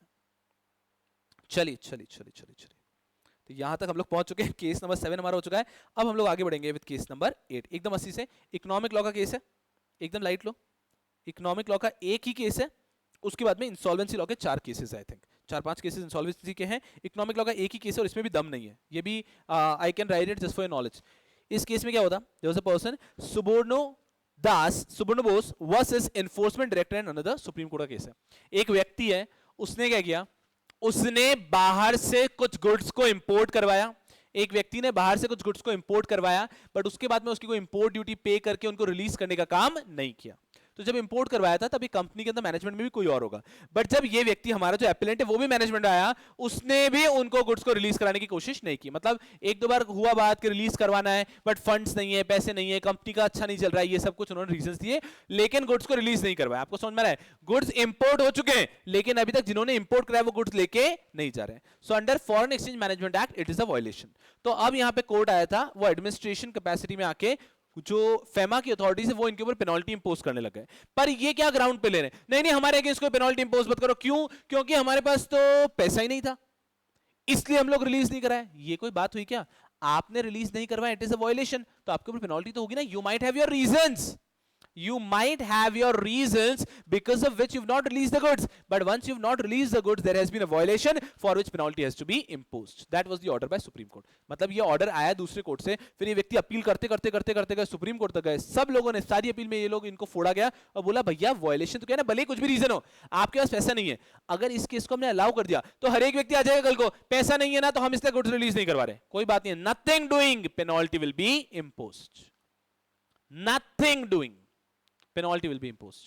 सो it was as easy as that कि यहां पे क्या हुआ, एक व्यक्ति ने इंपोर्ट कराए गुड्स पर उसको लेके ही नहीं गया, रिलीज नहीं करवाए, तो फेमा की अथॉरिटीज ने उसको फोड़ा, वो सुप्रीम कोर्ट तक गया, सुप्रीम कोर्ट ने कहा नहीं भैया वायलेशन किया है, पैसा तो भरना पड़ेगा, वादा किया है निभाना तो पड़ेगा, तो वायलेशन किया है तो पैसा तो भरना ही पड़ेगा। तो यहाँ पे क्या हुआ, Supreme Court dismiss the appeal and held that appellant is liable to pay the penalty. तो ये केस भी कभी एग्जाम में नहीं पूछा जा सकता है, बिकॉज इसके अंदर कुछ ऐसा लीगल इशू इन्वॉल्व ही नहीं है, लीगल इशू इन्वॉल्व कोई भी नहीं है, एक व्यक्ति ने इंपोर्ट किए गुड्स, उनको रिलीज नहीं किया, तो वायलेशन है, पेनल्टी तो लगेगी, वायलेशन है पेनल्टी तो लगेगी, वायलेशन किया है पेनल्टी भरना पड़ेगा, वायलेशन किया है पेनल्टी भरना पड़ेगा, simple simple simple. That is one case of economic law, कोई दम की बात नहीं है। और इसके बाद without wasting time we are heading towards insolvency law के केसेस। चलो एकदम लाइट टाइम, आपका बिल्कुल भी टाइम वेस्ट नहीं होगा इस सेशन में, एकदम पावर पैक्ड सेशन में सारे केसेस डिस्कस करके आपको इन सारे केसेस के टेक अवे याद करा के मैं छोड़ूंगा, और आखिरी का जो मिनट होगा उसके अंदर मैं ये 18 जो केसेस हैं उनकी भी एक समरी करा दूंगा, ताकि एग्जाम जाने के पहले अगर आपने वो 2-5 मिनट की भी समरी देख ली तो you will be very fresh with respect to all of these cases. अरे फोड़ के जाएंगे, we will not leave any stone unturned. चलो अब हम बात करें about this case, Orator Marketing Private Limited versus Semtex Designs Private Limited. बहुत प्यारा नाम है, केस माइंड, बहुत अच्छा केस है, बहुत छोटा सा इशू है, और ये एक स्टार मार्क केस बनेगा, ये एक स्टार मार्क केस बनेगा। सुनना ध्यान से, क्या हुआ गया यहाँ पे, there was an entity which give loan to another entity, एक व्यक्ति ने दूसरे व्यक्ति को लोन दिया, रादर आई शुड से एक कंपनी ने दूसरे कंपनी को लोन दिया, ठीक है, फिर ये लोन का रीपेमेंट नहीं किया, लोन का रीपेमेंट नहीं कर रहे हैं, तो वो कंपनी जो है जिसको रीपेमेंट नहीं हो रहा है, वो कंपनी जा रही है सीआरपी में कि यार सीआरपी हम फाइनेंशियल क्रेडिटर है ना, हम फाइनेंशियल क्रेडिटर है तो हम इनके अगेंस्ट सीआरपी में जा रहे हैं। एनसीएलटी का एप्लीकेशन दिया कि यार आईबीसी में एप्लीकेशन दिया कि ये हमारा लोन जो है रीपे नहीं करे, हम फाइनेंशियल क्रेडिटर है। यहां पर क्या हुआ सुनो, इनको फोड़ा गया और बोला कि आप फाइनेंशियल क्रेडिटर नहीं है, आप एप्लीकेशन फाइल नहीं कर सकते। हमने लोन दिया है भाई, हम कैसे फाइनेंशियल क्रेडिटर नहीं है? यहां पर कोर्ट का कहना था आपने लोन दिया, कितने इंटरेस्ट पे दिया? हमने कहा नहीं नहीं नहीं, हमने इंटरेस्ट फ्री लोन दिया, फ्रेंडली रिलेशंस थे, we have given a interest, we have given an interest free loan to the other party. तो यहां पे कोर्ट ने पकड़ा, इंटरेस्ट फ्री लोन था ना, तो आप फाइनेंशियल क्रेडिटर की डेफिनेशन नहीं आएंगे, आप एप्लीकेशन नहीं कर सकते। ये कोर्ट बोल के रुक गया। ये व्यक्ति फूट के खून के आंसू रोया कि भाई ये क्या बात हुई, मैंने पैसा दिया है ना, मैंने लोन तो दिया है ना, मियरली बिकॉज मैंने उनसे इंटरेस्ट चार्ज नहीं किया, how can you disqualify me from filing an application as a financial creditor? और ये लीगल इशू गया सुप्रीम कोर्ट तक, that if a person has offered loan, if a person has given a loan without any interest, क्या ये व्यक्ति financial creditor होता है या नहीं होता है? क्या फाइनेंशियल क्रेडिटर बनने के लिए, क्या फाइनेंशियल क्रेडिटर की तरह एप्लीकेशन देने के लिए आपके लोन के अंदर इंटरेस्ट कंपोनेंट होना जरूरी है या नहीं? इसको केस को भी देखो मत आगे, आप सोचो एज एन इंडिविजुअल, अगर आप होते वहां पे जुडिशरी में, आप होते जज, आप होते सुप्रीम कोर्ट के जज और आपके सामने केस आता, तो what answer would you have given? Logically अपना पैसा रिकवर करने के लिए, weather that loan was interest free or whether loan that had an interest rate of 6% or whether that loan has an interest rate of 26%, how is that relevant? एक व्यक्ति ने loan दिया है, ये तो अनडिस्प्यूटेड फैक्ट है, तो he has the right to recover his money as easy as that. And hence Supreme Court clearly made an order कि भैया जी फाइनेंशियल क्रेडिटर बनने के लिए आपके लोन के ऊपर इंटरेस्ट है या इंटरेस्ट नहीं है, ये इररेलेवेंट है। आपके लोन के ऊपर इंटरेस्ट है या इंटरेस्ट नहीं है, ये इररेलेवेंट है। और यहां पे इस केस का टेक अवे निकला था, सुप्रीम कोर्ट ने कहा कि आपका भले इंटरेस्ट फ्री लोन है, फिर भी आप फाइनेंशियल क्रेडिटर बनके एप्लीकेशन दे सकते हैं। आप इंटरेस्ट फ्री लोन है तो भी आप फाइनेंशियल क्रेडिटर बनके एप्लीकेशन दे सकते हैं। चलिए यारों देखते हैं क्या लिखा है। Supreme Court held that the term financial debt includes interest free loan. कि भैया फाइनेंशियल डेट जो है उसमें इंटरेस्ट फ्री लोन भी आते हैं. इससे आसान भाषा में इसका टेक अवे नहीं हो सकता था. And I hope you are clear in your mind. इस पे भी एग्जाम में कोई केस लॉ के ऊपर क्वेश्चन आ सकता है कि मान लीजिए एक व्यक्ति है उसने लोन दिया है और जो लोन है वो लोन इंटरेस्ट फ्री है. अब ये कोर्ट में गया है, वो कंपनी रीपे नहीं कर रही और कोर्ट कह रहा है कि आप एलिजिबल फाइनेंशियल क्रेडिटर नहीं है बिकॉज आपके टूथपेस्ट में नमक नहीं है, मतलब आपके लोन में इंटरेस्ट नहीं है. तो क्या चलेगा? क्या? ऑफ कोर्स नहीं चलेगा. आपके लोन में इंटरेस्ट कंपोनेंट है या नहीं है, आपके टूथपेस्ट में नमक है या नहीं है, भाई साहब you will be an eligible person to file an application under IBC as a financial creditor. चलो भैया, very easy, a very important star mark. ठीक है बेटा जी, चलो आ जाओ. नेक्स्ट केस एकदम लाइटर नोट पे है, बहुत ही प्यारा सा केस है. इसके अंदर India Resurgence ARC Private Limited versus Amit Metaliks Limited another. Supreme Court का केस था. सुना क्या हुआ? The appellant जिस केस में challenged the resolution plan approved by NCLT in the CIRP of a particular company. The appellant was also one of the resolution applicant. सुना क्या हुआ? एक कंपनी है जिसका नाम है VSP उद्योग प्राइवेट लिमिटेड. उस कंपनी ने रेजोल्यूशन प्लान इनवाइट किए.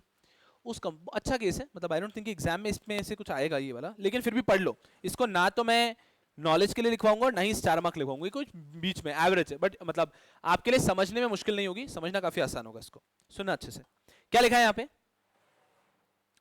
पे लिखा है हमारे सामने कि एक व्यक्ति है, एक कंपनी है, उस कंपनी ने रेजोल्यूशन प्लान्स इनवाइट किए. बहुत सारे लोगों ने रेजोल्यूशन प्लान दिए. उसी बीच इंडिया रिसर्जेंस आर्क, ये जो एपेलेंट है, इन्होंने भी रेजोल्यूशन प्लान दिए और दूसरों ने भी रेजोल्यूशन प्लान दिए. इस कंपनी ने किसी और का रेजोल्यूशन प्लान एक्सेप्ट कर लिया. कर सकता है ना, ऑफ कोर्स. कंपनी के सीओसी डिसाइड करते हैं ना किसका रेजोल्यूशन प्लान अच्छा है, तो उनके सामने 4-5 रेजोल्यूशन प्लान, उन्होंने किसी का एक्सेप्ट कर लिया. तो जिसका रेजोल्यूशन प्लान एक्सेप्ट नहीं हुआ ना, वो गया एनसीएलटी के पास कि नहीं, ये तो वो गया सुप्रीम कोर्ट के पास. Eventually final appeal Supreme Court तक गई है कि नहीं, वो जो उनका रेजोल्यूशन प्लान लिया है वो तो बिल्कुल अच्छा नहीं है. ये सुनो ना, तुम देखो ना, उनका जो रेजोल्यूशन प्लान है वो बिल्कुल भी अच्छा नहीं है, उनका रेजोल्यूशन प्लान बिल्कुल भी अच्छा नहीं है. तो यहां पर सवाल ये आया कि क्या एक रेजोल्यूशन प्लान जो सीओसी ने अप्रूव कर दिया है, एनसीएलटी को अप्रूव करना है, क्या एनसीएलटी इस ग्राउंड पे उसको रिजेक्ट कर सकता है क्या कि वो रेजोल्यूशन प्लान अच्छा नहीं है?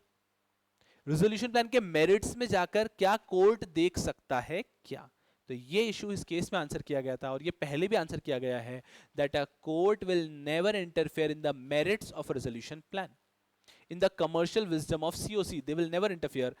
अगर वो रेजोल्यूशन प्लान लॉ के सारे रिक्वेस्ट्स को कंप्लाई करता है, लॉ में पूरे लिखे हुए बहुत सारे requests, eligibility of resolution plan की कैसा होना चाहिए, ऑपरेशनल क्रेडिटर के लिए उसमें पैसा होना चाहिए, सबके लिए होना चाहिए, पूरे क्वालिफिकेशंस हैं कि ये सब रेजोल्यूशन प्लान कंप्लाई करना चाहिए. अगर आपका रेजोल्यूशन प्लान वो सब लॉ को कंप्लाई करता है, रेगुलेशन को कंप्लाई करता है और सीओसी ने भी उसको अप्रूव कर दिया है, तो एनसीएलटी कुछ ऑब्जेक्ट नहीं कर सकता है. NCLT can never go in the merits of a resolution plan. I repeat again, NCLT can never go in the merits of a resolution plan कि ऐसा नहीं वैसा करो, ये नहीं ऐसा नहीं, ये सब नहीं कर सकता है. COC ने कमर्शियल विजडम से डिसाइड किया है कि रेजोल्यूशन प्लान एक्सेप्ट किया है, तो बात खत्म. और यहाँ पे थोड़ा सा वो भी तो एंगल है कि यहाँ पे अपील किसने फाइल की है? एक व्यक्ति इसका रेजोल्यूशन प्लान रिजेक्ट हुआ है. तो इस केस में कोर्ट ने कहा the take away was a court will never interfere in the resolution plan, in the merits of a resolution plan, if resolution plan complies with all the legal procedural requirement. अगर resolution plan सारे procedural requirement को comply करता है, अगर resolution plan सारे procedural compliances को comply करता है, तो कभी भी NCLT उसमें interfere नहीं करेगी. वो COC का काम है, COC की ड्यूटी है. देखो टेक अवे क्या लिखा है, बहुत प्यारा.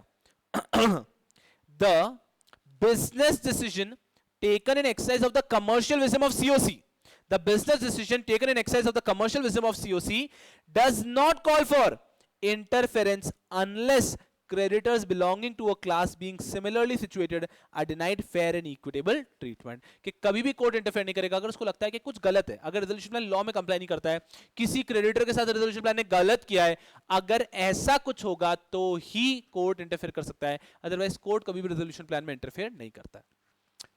एक चीट कोड बताता हूं आपको, रुको। पहले तो ये केस हुआ ना, केस नंबर 10 पढ़ा हमने। क्या पढ़ा इसके अंदर कि कोर्ट कभी भी रेजोल्यूशन प्लान के मेरिट्स में नहीं जाएगा, कमर्शियल विजडम में नहीं जाएगा। सीओसी ने रेजोल्यूशन प्लान को अप्रूव किया, मतलब बात सही है। सिर्फ अगर कोई लीगल डिस्क्वालिफिकेशन है या फिर रेजोल्यूशन प्लान में कुछ ब्लेटेंट गलती है, जैसे कि एक टाइप के क्रेडिटर्स को पे ऑफ ही नहीं किया है, उनके साथ गलत किया है, तो एनसीएलटी इंटरफेयर करता है। अदरवाइज एनसीएलटी कभी भी रेजोल्यूशन प्लान में इंटरफेयर नहीं करेगा।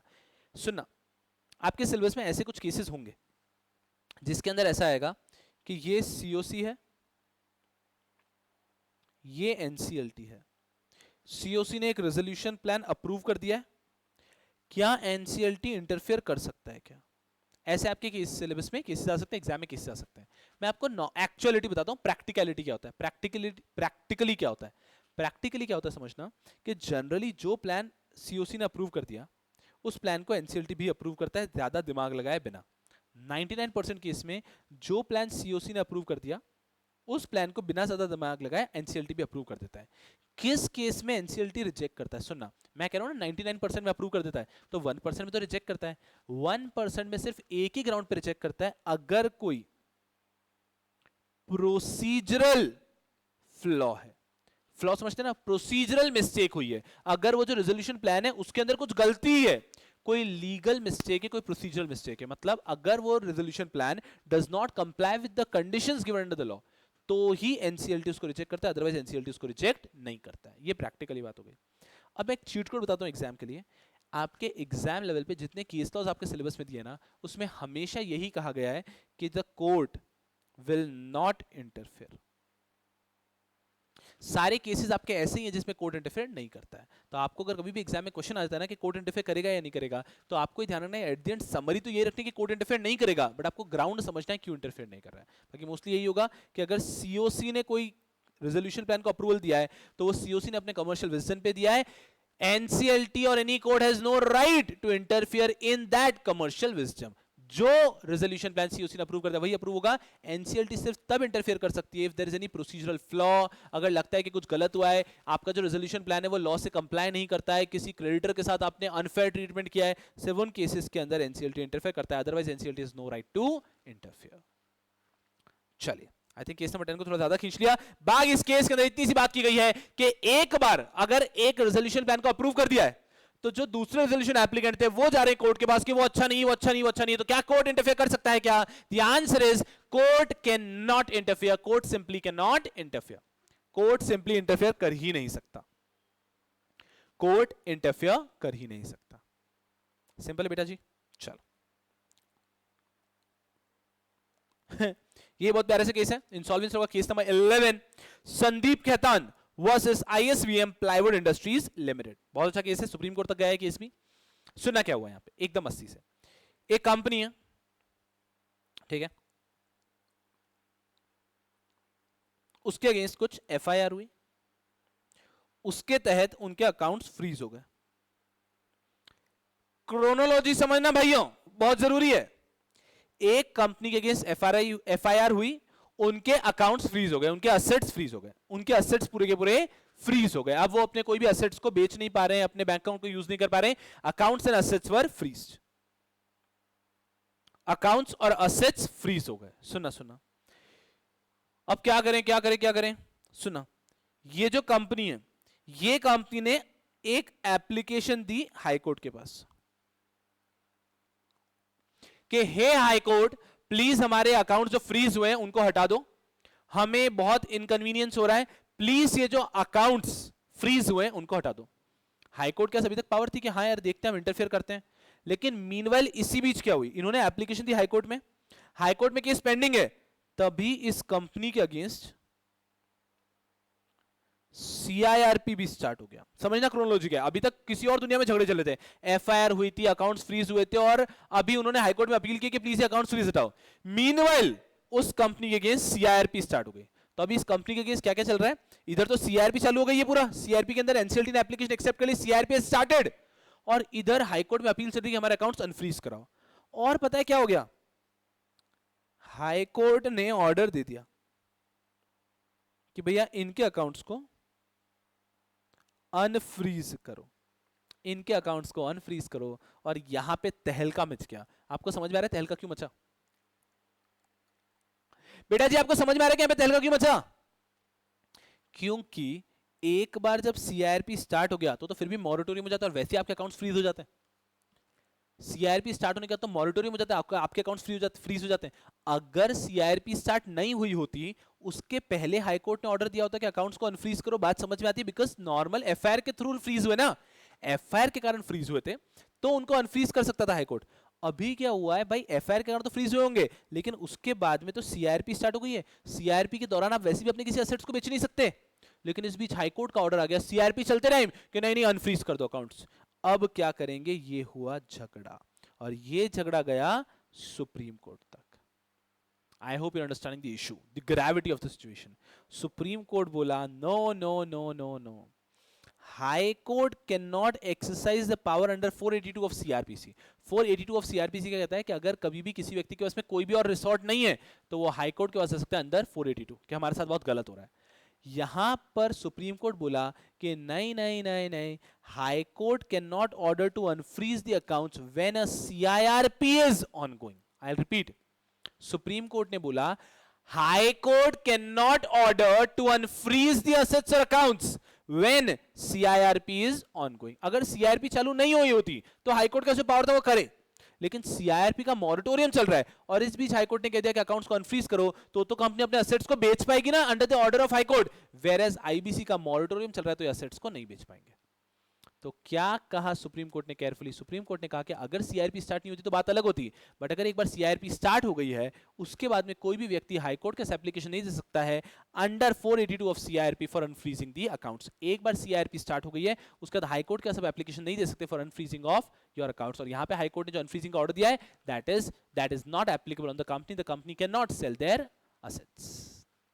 देखो क्या take away, high court can not unfreeze the accounts of a company undergoing CIRP T नहीं CIRP अंडर 482 ऑफ सीआरपीसी के 482 के अंदर भी हाई कोर्ट 482 के तहत भी अनफ्रीज नहीं कर सकता है अगर सीआरपी चल रही है। बिकॉज ऐसे तो क्या करोगे, अगर इसको अलाउ कर दिया होता, अगर इसको अलाउ कर दिया होता तो फिर तो हर कंपनी जिसके अगेंस्ट सीआरपी चलती है वो 482 में हाई कोर्ट के पास चला था, ए हाई कोर्ट हमारे अकाउंट्स को अनफ्रीज कर दो। No, you can not do so, you just can not do so. तो when an IBC is ongoing आप 482 के अंदर अपने अकाउंट्स को अनफ्रीज कराने के लिए एप्लीकेशन नहीं दे सकते। यहाँ पे तो क्रोनोलॉजी आई गेस आपको समझ में आई होगी कि वो कंपनी एक्चुअली गई थी एफआईआर के कारण जो फ्रीज हुए थे उसके लिए गई थी हाई कोर्ट, लेकिन मीनवाइल सीआरपी स्टार्ट हो गई। अगर ये सीआरपी स्टार्ट नहीं हुई होती तो अनफ्रीज का ऑर्डर एप्लीकेबल हो जाता ना, लेकिन अनफ्रीज का ऑर्डर कब आया, जब इस कंपनी की सीआरपी चल रही है, तो वो तो ऑर्डर और मॉरेटोरियम एकदम क्लैश में आ गए ना।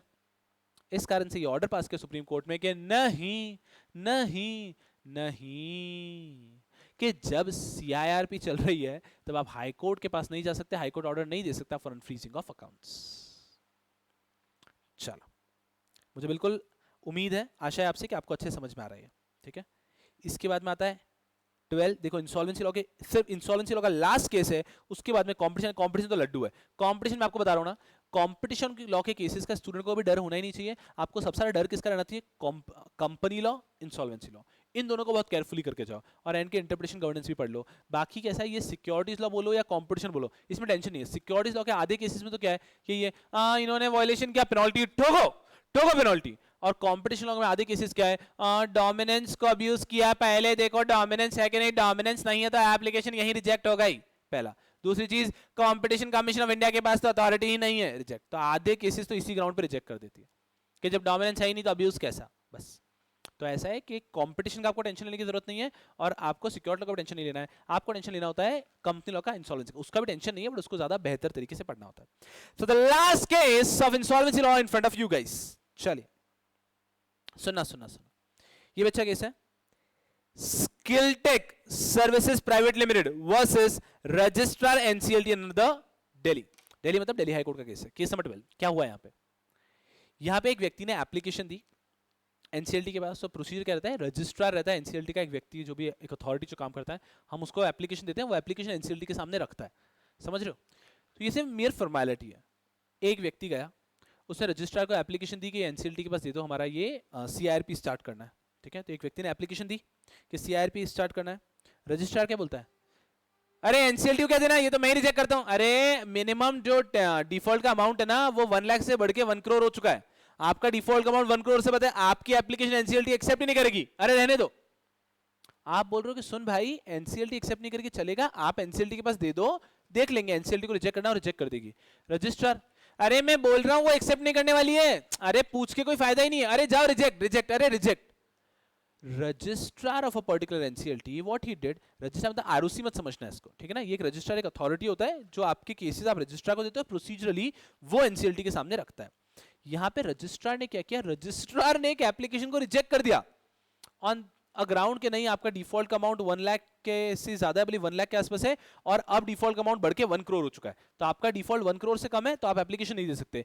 ये रिजेक्ट किसने किया, रजिस्ट्रार ने। तो जो इशू यहां पर हाईकोर्ट तक गया वो ये नहीं था 1 लाख 1 करोड़ का क्या है, नहीं, जो इशू हाईकोर्ट तक गया, जो इशू हम यहां पे पढ़ रहे थे, the legal question involved is क्या रजिस्ट्रार किसी एप्लीकेशन को रिजेक्ट कर सकता है क्या, क्या रजिस्ट्रार के पास अथॉरिटी है क्या कि वो किसी एप्लीकेशन को रिजेक्ट कर दे, that is the question involved here. I hope you are all with me, आशा करता हूं कि आप सब मेरे साथ में। I hope you understanding the question, that the question involved was not about the default amount, the question involved here was, the question we are reading is कि क्या रजिस्ट्रार के पास अथॉरिटी है क्या किसी भी एप्लीकेशन को रिजेक्ट करने की, that is the question. So the question is whether registrar has the authority to reject any application। बहुत बुरा हुआ उस व्यक्ति के साथ, लेकिन यहां पर क्या हुआ, NCLT has the pecuniary jurisdiction or not, भैया एक्सेप्ट होगा या नहीं, cannot be decided by registrar of NCLT। भैया एक्सेप्ट होगा या नहीं हम पूछना चाहते हैं NCLT से, आप बीच में मत आओ। अरे वो नहीं मानेगी, नहीं मानेगी तो उससे थप्पड़ खा लेंगे हम, लेकिन हम उसको कहना चाहते हैं, हम जो कहना चाहते हैं वो हम कहना चाहते हैं, तेरे नाम हमने किया है जीवन अपना, but the same ought to be looked into and determined by the appropriate bench of NCLT, कि जिसने हमें थप्पड़ मारना है वो NCLT होगा, ये आपका रजिस्ट्रार है गैर आदमी हमें थप्पड़ नहीं मार सकता। What are they trying to say? They're trying to simply say that registrar has no jurisdiction, no authority to reject the case. The jurisdiction, the authority to have to reject the application is with NCLT. जी हाँ, खाएंगे तो उनसे थप्पड़ खाएंगे, आपसे नहीं खाएंगे। बात समझ में आ रही? तो क्या रजिस्ट्रार एप्लीकेशन रिजेक्ट कर सकता है? जी नहीं, नहीं कर सकता है। ठीक है, so that was all about this case। यहाँ तक हम इंसॉल्वेंसी लॉ से भी खत्म होते हैं और फिर हम लोग बढ़ेंगे कंपटीशन पे। कंपटीशन में बढ़ने से पहले देखते हैं हमने अभी तक क्या पढ़ा। हमने पढ़े कामती लॉ के 4 केसेस में से एक केस था नॉलेज के लिए, टीसी क्या टाटा को कह दिया है कि भैया आपने कोई ऑपरेशन मिसमैनेजमेंट नहीं किया था। फिर 3 केस के, एक व्यक्ति जो 29 ए की एप्लीकेशन नहीं दे सकता है, क्या वो 230 की एप्लीकेशन दे सकता है? ना बाबा ना। एक व्यक्ति कहता है कि क्या कैपिटल का सिलेक्टिव रिडक्शन हो सकता है? कि जी हाँ हो सकता है। उसके बाद में बात आती है कि क्या फॉरेंसिक ऑडिट हो सकती है बिना रीजंस दिए? जी नहीं, नहीं हो सकती है। फिर आते हैं सिक्योरिटीज लॉ पे। एनएससी को फोड़ा, उसके एमडी को फोड़ा, सीईओ को फोड़ा 25-25 लाख और 1 करोड़ के लिए। उसके बाद में आया एक व्यक्ति ने टेक ओवर के डिस्क्लोजर नहीं दिए थे, उसको फोड़ा। और एक केस पड़ा टेक अवे लायक कि अगर मान लीजिए उन लोगों ने क्या किया था, व्हाट्सएप मैसेजेस फॉरवर्ड कर दिए थे एज रिसीव्ड, तो they are not liable, they did not have unpublished price sensitive information, they are not liable under insider trading. फिर हम लोगों ने शुरू किया इकोनॉमिक लॉ। इकोनॉमिक लॉ में एक ही है कि जो एक व्यक्ति है उसने गुड्स इंपोर्ट किए बट उसको रिलीज ही नहीं करवाए, इंपोर्ट के रिलीज नहीं करवाए, इंपोर्ट के रिलीज नहीं करवाए, टोडो इंपोर्ट किए पर रिलीज नहीं करवाया, तो इस केस में फेमा का वायलेशन हुआ है, पेनल्टी तो लगेगी।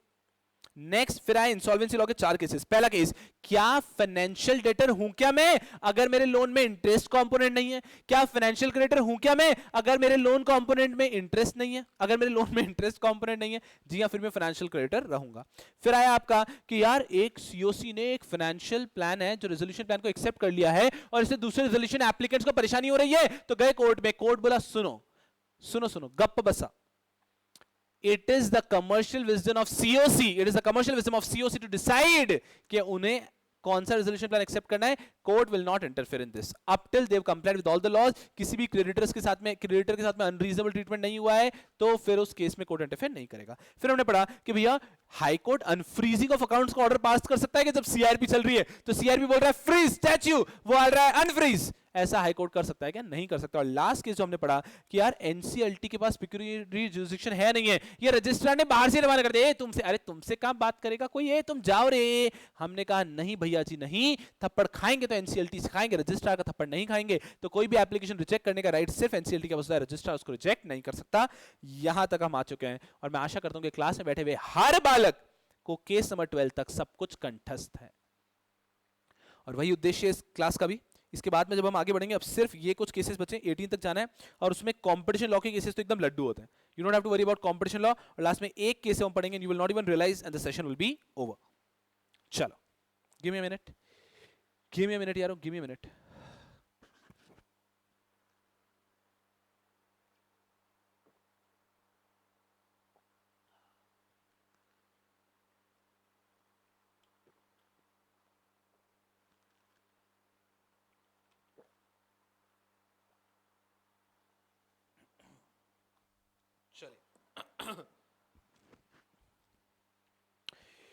चलिए यारों, बढ़ते हैं हम लोग कॉम्पिटिशन लॉ के केसेस पे। कॉम्पिटिशन लॉ के केसेस भी बड़े मस्त केस हैं।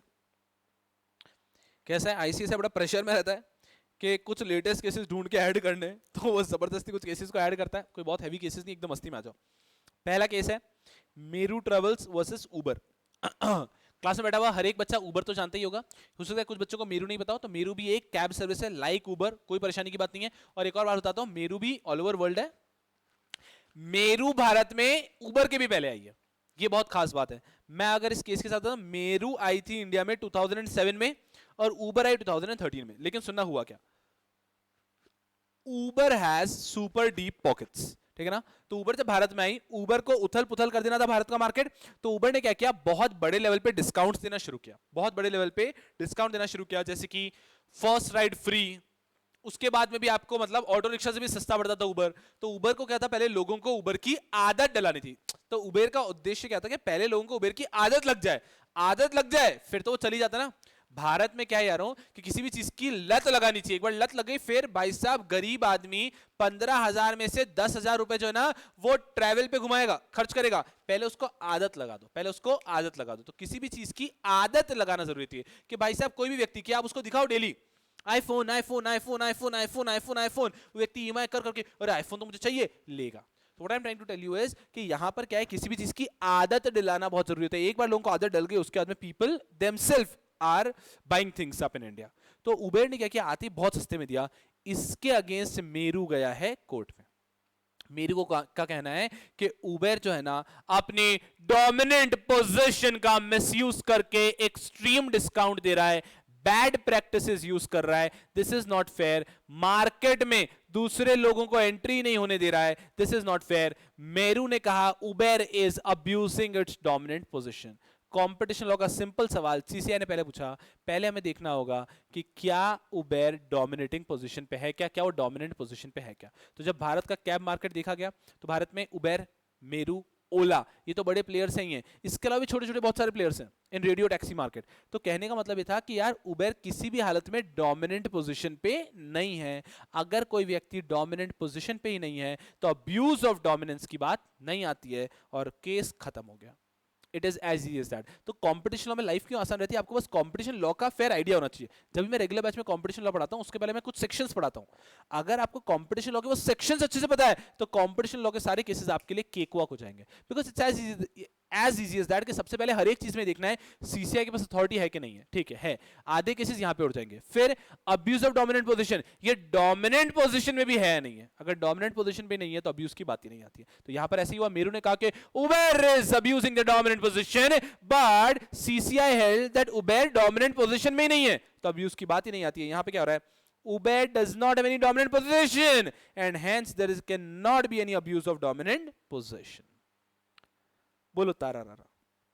ये पहला केस। दूसरा केस बहुत बेहतरीन है, बहुत बेहतरीन है। क्षितिज आर्य ने केस फाइल किया था गूगल के अगेंस्ट, गूगल के अगेंस्ट। क्षितिज आर्य का कहना था कि गूगल भी क्या कर रहा है, अब्यूज ऑफ डोमिनेंट पोजीशन, कि गूगल ने जो भी एंड्रॉइड डिवाइसेस होते हैं उन सब के ऊपर अपना कंट्रोल जमा रखा है and they are abusing their dominant position. सुनना सीसीआई में तो यही टाइप के केसेस आएंगे ना, कॉम्पिटिशन लॉ में abuse of dominant position. Mostly आपको कैसे केसेस मिलते हैं कि नहीं ये तो डोमिनेंट पोजीशन पे ही नहीं है तो अब्यूज नहीं है। आज जो केसेस पढ़ाऊंगा उसमें 2 में प्रूव हो जाएगा कि डोमिनेंट पोजीशन पे है। अगर डोमिनेंट पोजीशन पे है तो क्या होता है, पेनल्टी नहीं।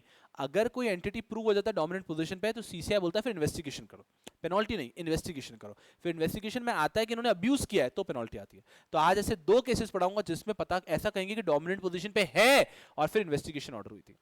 तो फर्स्ट केस हमने देखा उबेर मेरू का, वहां पे तो डोमिनेंट पोजीशन नहीं, बात खत्म। दूसरा केस पढ़ रहे हैं, एक व्यक्ति ने गूगल के अगेंस्ट केस फाइल किया that Google is abusing its dominant position in the Android market. कि एंड्रॉइड मार्केट में कैसा है कि गूगल क्या करता है, गूगल ने कंपलसरी कर रखा है कि आप सबको तो मेरा ऐप डाउनलोड करना ही पड़ेगा। ये सारे कंपलसरी ऐप्स होते हैं, उन्होंने बहुत सारे से अग्रीमेंट्स कर रखे हैं जिससे कि वो प्लेयर्स किसी और के साथ काम नहीं कर सकते, जो मार्केट प्लेयर्स हैं। ऐसे गूगल ने बहुत सारे अग्रीमेंट्स कर रखे हैं। गूगल ने स्पेशली अपना जो ऐप स्टोर है, प्ले स्टोर है, उस पर बहुत सारे कंपलसरी ऐप्स रख रखे हैं।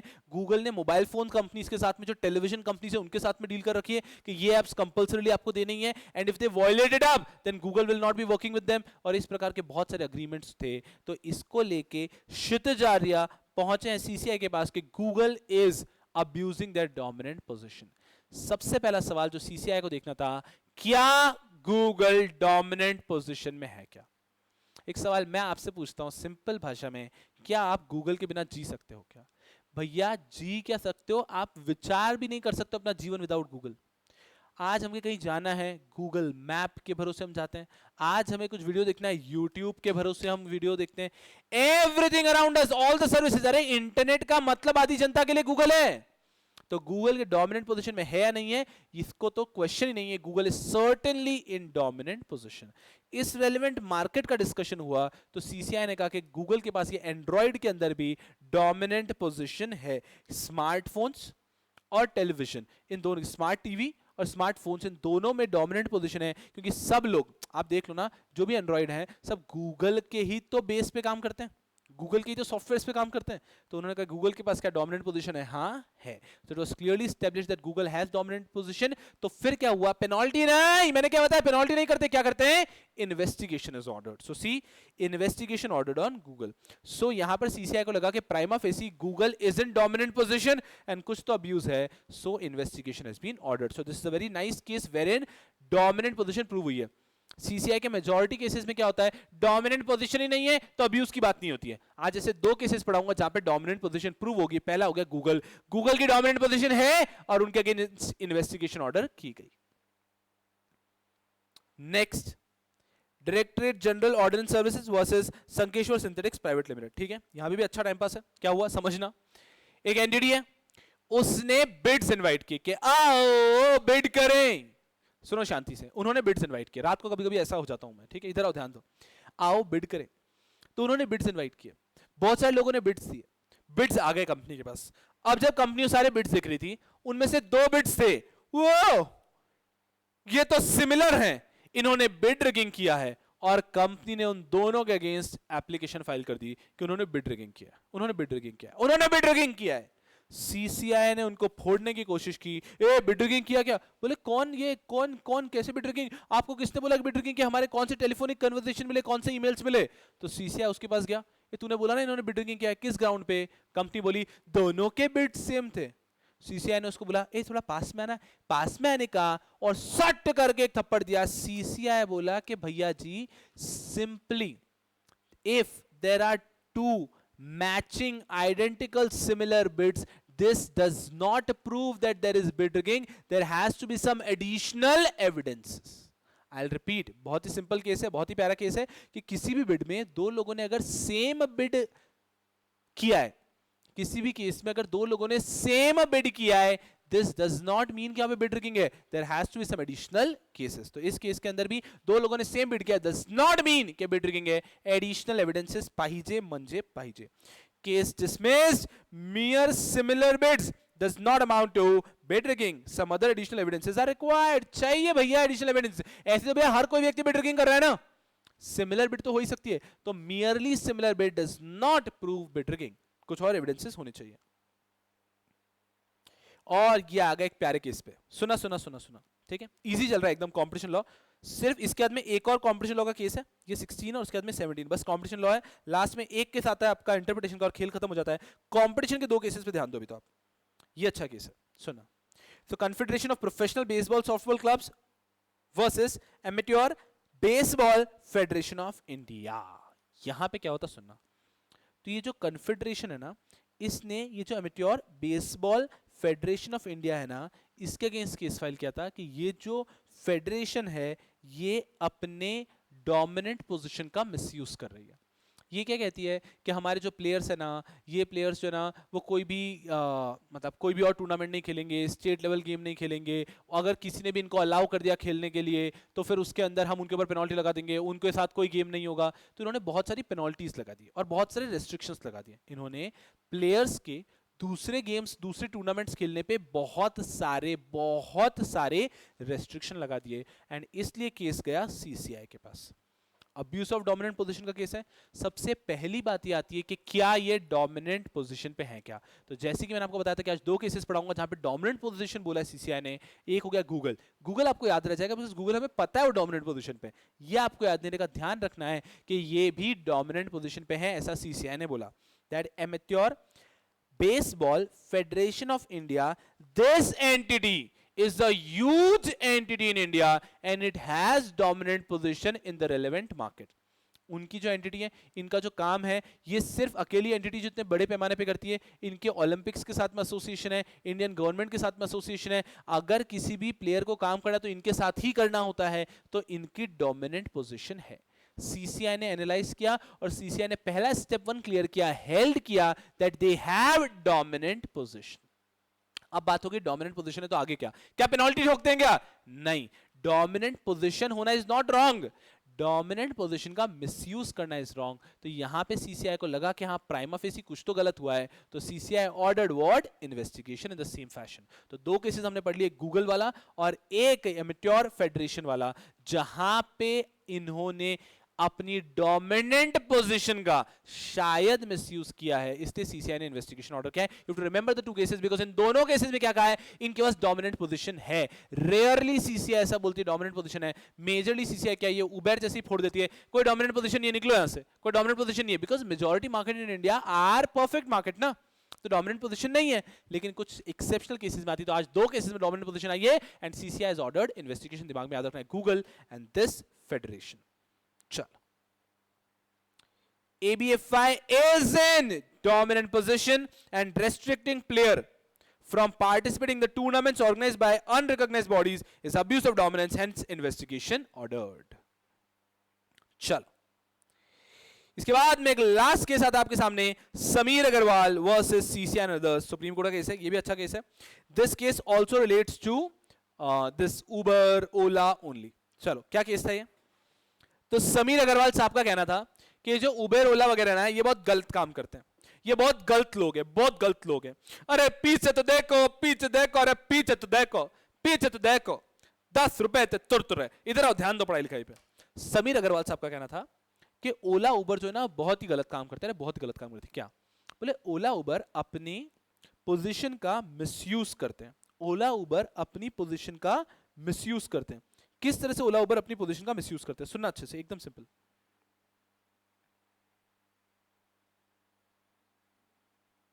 सुनना एकदम अच्छे से, ठीक है? ये इसको क्या करेंगे बेटा जी, इसको आप इग्नोर करो, आपको जो फाइल डिस्क्रिप्शन बॉक्स में मिलेगी उसके अंदर करेक्टेड मिलेगा, इसको इग्नोर करो। यहां पे ध्यान दो, Sameer Agarwal versus CCI and others, यहां पे थोड़ा सा मिसप्रिंट हो गया, आई करेक्टेड। आप इशू क्या हुआ समझना। इशू ये हुआ, समीर अग्रवाल का कहना था कि ओला उबर बहुत गलत काम कर रहे हैं, भाई 10 रुपए का तुरतुर है, इधर ध्यान दो। क्या बोल रहे हो? उनका कहना है कि ओला और उबर क्या करते हैं, अपना एल्गोरिदम यूज करते हैं for calculation of fair and everything. आपने अगर ओला उबर कभी यूज किया है ना, तो आप अगर मान लीजिए कभी भी क्या करना, नहीं भी ट्रैवल करना हो ना, तो मान लीजिए आपके सिटी में कभी बहुत तेज बारिश आ गई है, अभी शायद रिकॉर्डिंग करने में बारिश आ रही है, बहुत अच्छी बात है। आपके सिटी में बहुत तेज बारिश आ गई है, उस बारिश के दौरान आप, बहुत तेज बारिश है, उस टाइम पे कहीं भी ट्रैवल करने ओला उबर ट्राई करना, you will see a surge in prices. Normally अगर कहीं पे ट्रैवल करने का फेयर 250 है, तो उस टाइम पे 300, 400, 500 दिख सकता है, सर्ज इन प्राइसेस। जी हाँ, so Ola Uber has an algorithm. कभी कभी आप दिन के टाइम पे करो तो आपको कंपैरेटिवली सस्ता मिलेगा। सो Ola Uber has an algorithm, जिसकी तरह से वो डिमांड सप्लाई के बेस पे अपने प्राइस को हाई कर देते हैं, क्योंकि उनको पता है, मान लीजिए उनके पास में they have a fleet of 100, example एक एरिया में 100 उनके पास में कैब्स हैं, डिमांड 50 का है, तो उनको पता है कि हम डिमांड 500 का है, कैब कितने 100, डिमांड 500, उनको पता है सबको तो हम सर्व नहीं कर पाए, तो एक काम करते हैं प्राइसेस बढ़ा लेते हैं, तो जो हाई पेइंग कस्टमर्स हैं उनको हम सर्व करेंगे। तो हम जब सर्व तो 100 को ही कर पाएंगे, तो 500 में से 400 को रिजेक्ट करना ही है, तो let's try and serve the high paying customer ना। तो उनका सिंपल सा सर्च का फंडा रहता है। आई थिंक जोमैटो, हर जगह पे सर्च का फंडा चलता है आजकल। तो यहां पर इस व्यक्ति ने, समीर अग्रवाल, गया सीसीआई के पास। उसका कहना था सीसीआई को कि हे सीसीआई, ये जो ओला उबेर करते ना, ये गलत है। They are taking away the freedom of the customer and the driver to negotiate the price. उन्होंने एक बार प्राइस फिक्स कर दी, फिर ना कस्टमर के पास ना ड्राइवर के पास कोई ऑप्शन है कि प्राइस को चेंज कर ले। ये गलत है, वो हमारा राइट हमसे ले रहे हैं, वो अपनी डोमिनेंट पोजीशन का मिसयूज कर रहे हैं कि that they are taking away our right, that हमें एज अ कैब ड्राइवर और as a customer we should have that right to negotiate the price. और वो प्राइस हमारे हाथ में नहीं है। तो हमें भी लग रहा बड़ा वाहियात सा आर्गुमेंट था, बट एक केस गया और आईसीएसआई को लगा कि एक केस बिल्कुल हर एक बच्चे को पता होना चाहिए, तो उन्होंने हमारे सिलेबस में रखा। I don't think you have to wait for my answer as well. इस केस में क्लियरली बोला कोर्ट सिंपल तरीके से कि कोई सवाल ही पैदा नहीं होता है कि ये कोई, if at all there is an algorithm, it's their algorithm which determines the price. There is no possible far-fetched violation of competition law here. और एक बात जो मैं कहूंगा और आपको बड़ी सुनी सुनी सी लगेगी कि जब उनके पास में डोमिनेंस ही नहीं तो अब्यूज की बात कहां से आती है? तो जब तक उनके पास डोमिनेंस ही नहीं है, क्या ओला उबर डोमिनेंट प्लेयर्स हैं? कैसे कह सकते हैं? नहीं, कंपटीशन चलता है यहाँ पे। तो इसके अंदर आप यहाँ पे अब्यूज की बात नहीं कर सकते। And secondly, if it all you taking away that right of determining the fair price, it happens everywhere wherever a corporate is involved. आप कार सर्विसिंग की बात कर लीजिए, आप अर्बन कंपनी ले लीजिए, आप कोई भी एग्जांपल ले लीजिए, तो कंपनी के साथ अगर कस्टमर डायरेक्टली डील करता है तो प्राइस तो कंपनी डिटरमिन कर लेगी, एंड जो वहां पे वर्कर काम करने के लिए जाएगा उसके पास वो फ्लेक्सिबिलिटी नहीं रहेगी, ना ही कस्टमर के पास फ्लेक्सिबिलिटी रहेगी। So that's how it functions. There is no violation of any law here. I hope you understanding. और यहाँ पे आपके सीसीआई के भी सारे केसेस, कंपटीशन लॉ के भी सारे केसेस खत्म होते हैं। अब मेरे दिल में बहुत इच्छा है कि पहले मैं लेके जाऊं और सीसीआई के 4 केसेस जो हैं उसकी आपको समरी रिवाइज कराऊं, लेकिन मुझे एक केस यहाँ पे दिख रहा है तो मेरी इच्छा हो रही है कि इसको भी निपटाते हुए जाएं, लेकिन नहीं, हम रूल को फॉलो करेंगे। एक बार कंपटीशन कमीशन के सारे केसेस को देख लेते हैं सारे। बेटा जी, थोड़ा सा कुछ बच्चों को लग रहा होगा ऐसा कि सर यार जल्दी जल्दी, अरे ऐसे स्किप फटाफट 20 सेकंड्स आगे। Don't do that. A very key feature with me is that I don't just try and teach you here. My purpose here कि बेटा जी कि हमको इसको इतना बेहतरीन तरीके से पढ़े ना कि आपको सबसे पहले मैं पढ़ाऊं, उसके बाद मैं ऐसे ठोक ठोक ठोक ठोक ठोक के आपके दिमाग में ठोक दूं उस कांसेप्ट को। So that has to be the purpose. Step 1 to understand in the most, मतलब ऐसा बेस्ट पॉसिबल मैनर। सबसे पहला स्टेप है समझना। समझने के बाद में वी टू एंश्योर कि दिमाग में बैठे रहे चीजें। यस पीपल, चलो तो हमने बड़े कॉम्पिटिशन केसेस। पहला मेरू वर्सेस उबर। मेरू बोला ये उबर क्या कर रहा है, बहुत सस्ते में दे रहा है, abuse of dominant position. CCI बोला there is no dominant position, there is no question of abuse. फिर क्षितिज गया गूगल के अगेंस्ट, यहां पे सीसीआई बोला Google is in dominant position, investigation ordered. फिर आए हम लोग directorate general ordnance versus Sankeshwar synthetics कि यहां पे 2 सिमिलर बिट्स थी, बिड किंग बोला ये ना ऐसे नहीं होता है रे, similar bids does not mean bid rigging, there has to be some additional evidence. फिर आए भाई confederation of professional baseball software club versus amateur baseball federation of India. यहां पे भी क्या हुआ, इनके पास डोमिनेंट पोजीशन थी एंड कोर्ट ने इन्वेस्टिगेशन ऑर्डर की। सीसीआई ने लास्ट समीर अग्रवाल बोला ओला उबर हमसे हमारा राइट ले लेते हैं, नेगोशिएट करने का मजा ही नहीं आ रहा है क्योंकि हमें रिक्शा वाला बोले 200, हम बोले 150, हम नहीं कर पा रहे हैं, बिल्कुल मजा ही नहीं आ रहा है ट्रैवल करने में। तो यहां पर बोले कि नहीं there is no violation of CCI here. और लास्ट आते हैं लास्ट, जैसे मैंने कहा यहाँ पे मिस प्रिंट है, मैं करेक्ट कर दूंगा, आपको जो पीडीएफ मिलेगा डिस्क्रिप्शन बॉक्स में उसमें मैं करेक्ट करके अपलोड करा दूंगा। और लास्ट आता है आपके साथ में national highway authority of India versus messrs progressive construction limited, जो अब हम पढ़ने वाले हैं। क्या सीखेंगे उसमें? Fresh adjudication for arbitration allowed even if an appeal is pending. Sir ये क्या है, ये क्या है? आ जाओ यहाँ पे। सो this is the last case, last additional case in syllabus, interpretation of law का केस है ये। मस्ती में देखते हैं क्या है इसमें। क्या हुआ था, 2 एंटिटीज हैं, उनके बीच में आर्बिट्रेशन हुआ, ठीक है। आर्बिट्रेशन का एक अवार्ड आया, आर्बिट्रल ट्रिब्यूनल ने एक अवार्ड दिया, उस अवार्ड के अगेंस्ट वो अपील लेके गए आगे। ऐसा हाई कोर्ट में अपील पेंडिंग है। एग्जैक्ट क्रोनोलॉजी देखो, arbitral tribunal pass an award, pass कर दिया। सिंगल जज in appeal set aside the award pass by the 3 member tribunal. Arbitral tribunal ने एक अवार्ड पास किया, वो अपील में गया सिंगल जज बेंच के पास, सिंगल जज ने उस आर्बिट्रल अवार्ड को सेट असाइड कर दिया। Agreed by the judgment of the single judge, cross appeals were filed by both the parties in the section 37 before division bench. तो सिंगल जज से अपील गए डिवीजन बेंच के पास में। अब ये डिवीजन बेंच में अपील पेंडिंग है। सुनना। अब जब अपील दोनों में पेंडिंग थी, इसी बीच दोनों पार्टीज मिली, और नहीं हम अपील करेंगे। उन दोनों पार्टीज का एक काम करते हैं ना, सुनो ना, ये अपील छोड़ो, अपन फ्रेश आर्बिट्रेशन करते हैं, नए आर्बिट्रेटर को बुलाते हैं, फ्रेश करते हैं। क्या है ये? पहले एक आर्बिट्रल ट्रिब्यूनल ने अवार्ड दिया, फिर हम सिंगल जज बेंच के बाद अपील गए, डबल जज, फिर सुप्रीम कोर्ट। क्या मतलब है? कब तक चलेगा ये? लेट्स डू वन थिंग, प्यार मोहब्बत से सॉल्व करते हैं। Let's forget about this appeal and let's start fresh arbitration, fresh तरीके से स्टार्ट करते हैं। दोनों पार्टी से डिसाइड किया, ठीक है चलेगा, कोई प्रॉब्लम है नहीं, दोनों फ्रेश आर्बिट्रेशन की तरफ गए। तभी ये डिवीजन बेंच वाला हाईकोर्ट बोला कि क्या चल रहा है, हमको क्या पागल समझ रखा है क्या? नहीं नहीं नहीं नहीं, ये कोई फ्रेश एडजुडिकेशन नहीं होगा, हम डिसाइड करेंगे। ये इशू गया आप सुप्रीम कोर्ट तक। लीगल इशू क्या गया है? इनके बीच का इशू छोड़ो, लीगल इशू ये गया कि अगर कभी एक आर्बिट्रल अवार्ड आया था, वो अपील में है अभी, वो भी अपील में है, वो भी अपील में है, क्या इस बीच आर्बिट्रेशन की जो पार्टीज थी वो फ्रेश आर्बिट्रेशन डिसीजन ले सकते हैं क्या? फ्रेश आर्बिट्रेशन करने का डिसीजन ले सकते हैं क्या? आई विल रिपीट अगेन, दो पार्टीज के बीच में आर्बिट्रेशन हुआ था, उस आर्बिट्रेशन को लेकर डिस्प्यूट हुआ, केस चल रहा है, अपील पेंडिंग है। जब अपील पेंडिंग है, इस बीच ये पार्टीज फ्रेश आर्बिट्रेशन करना डिसाइड कर सकती है या नहीं?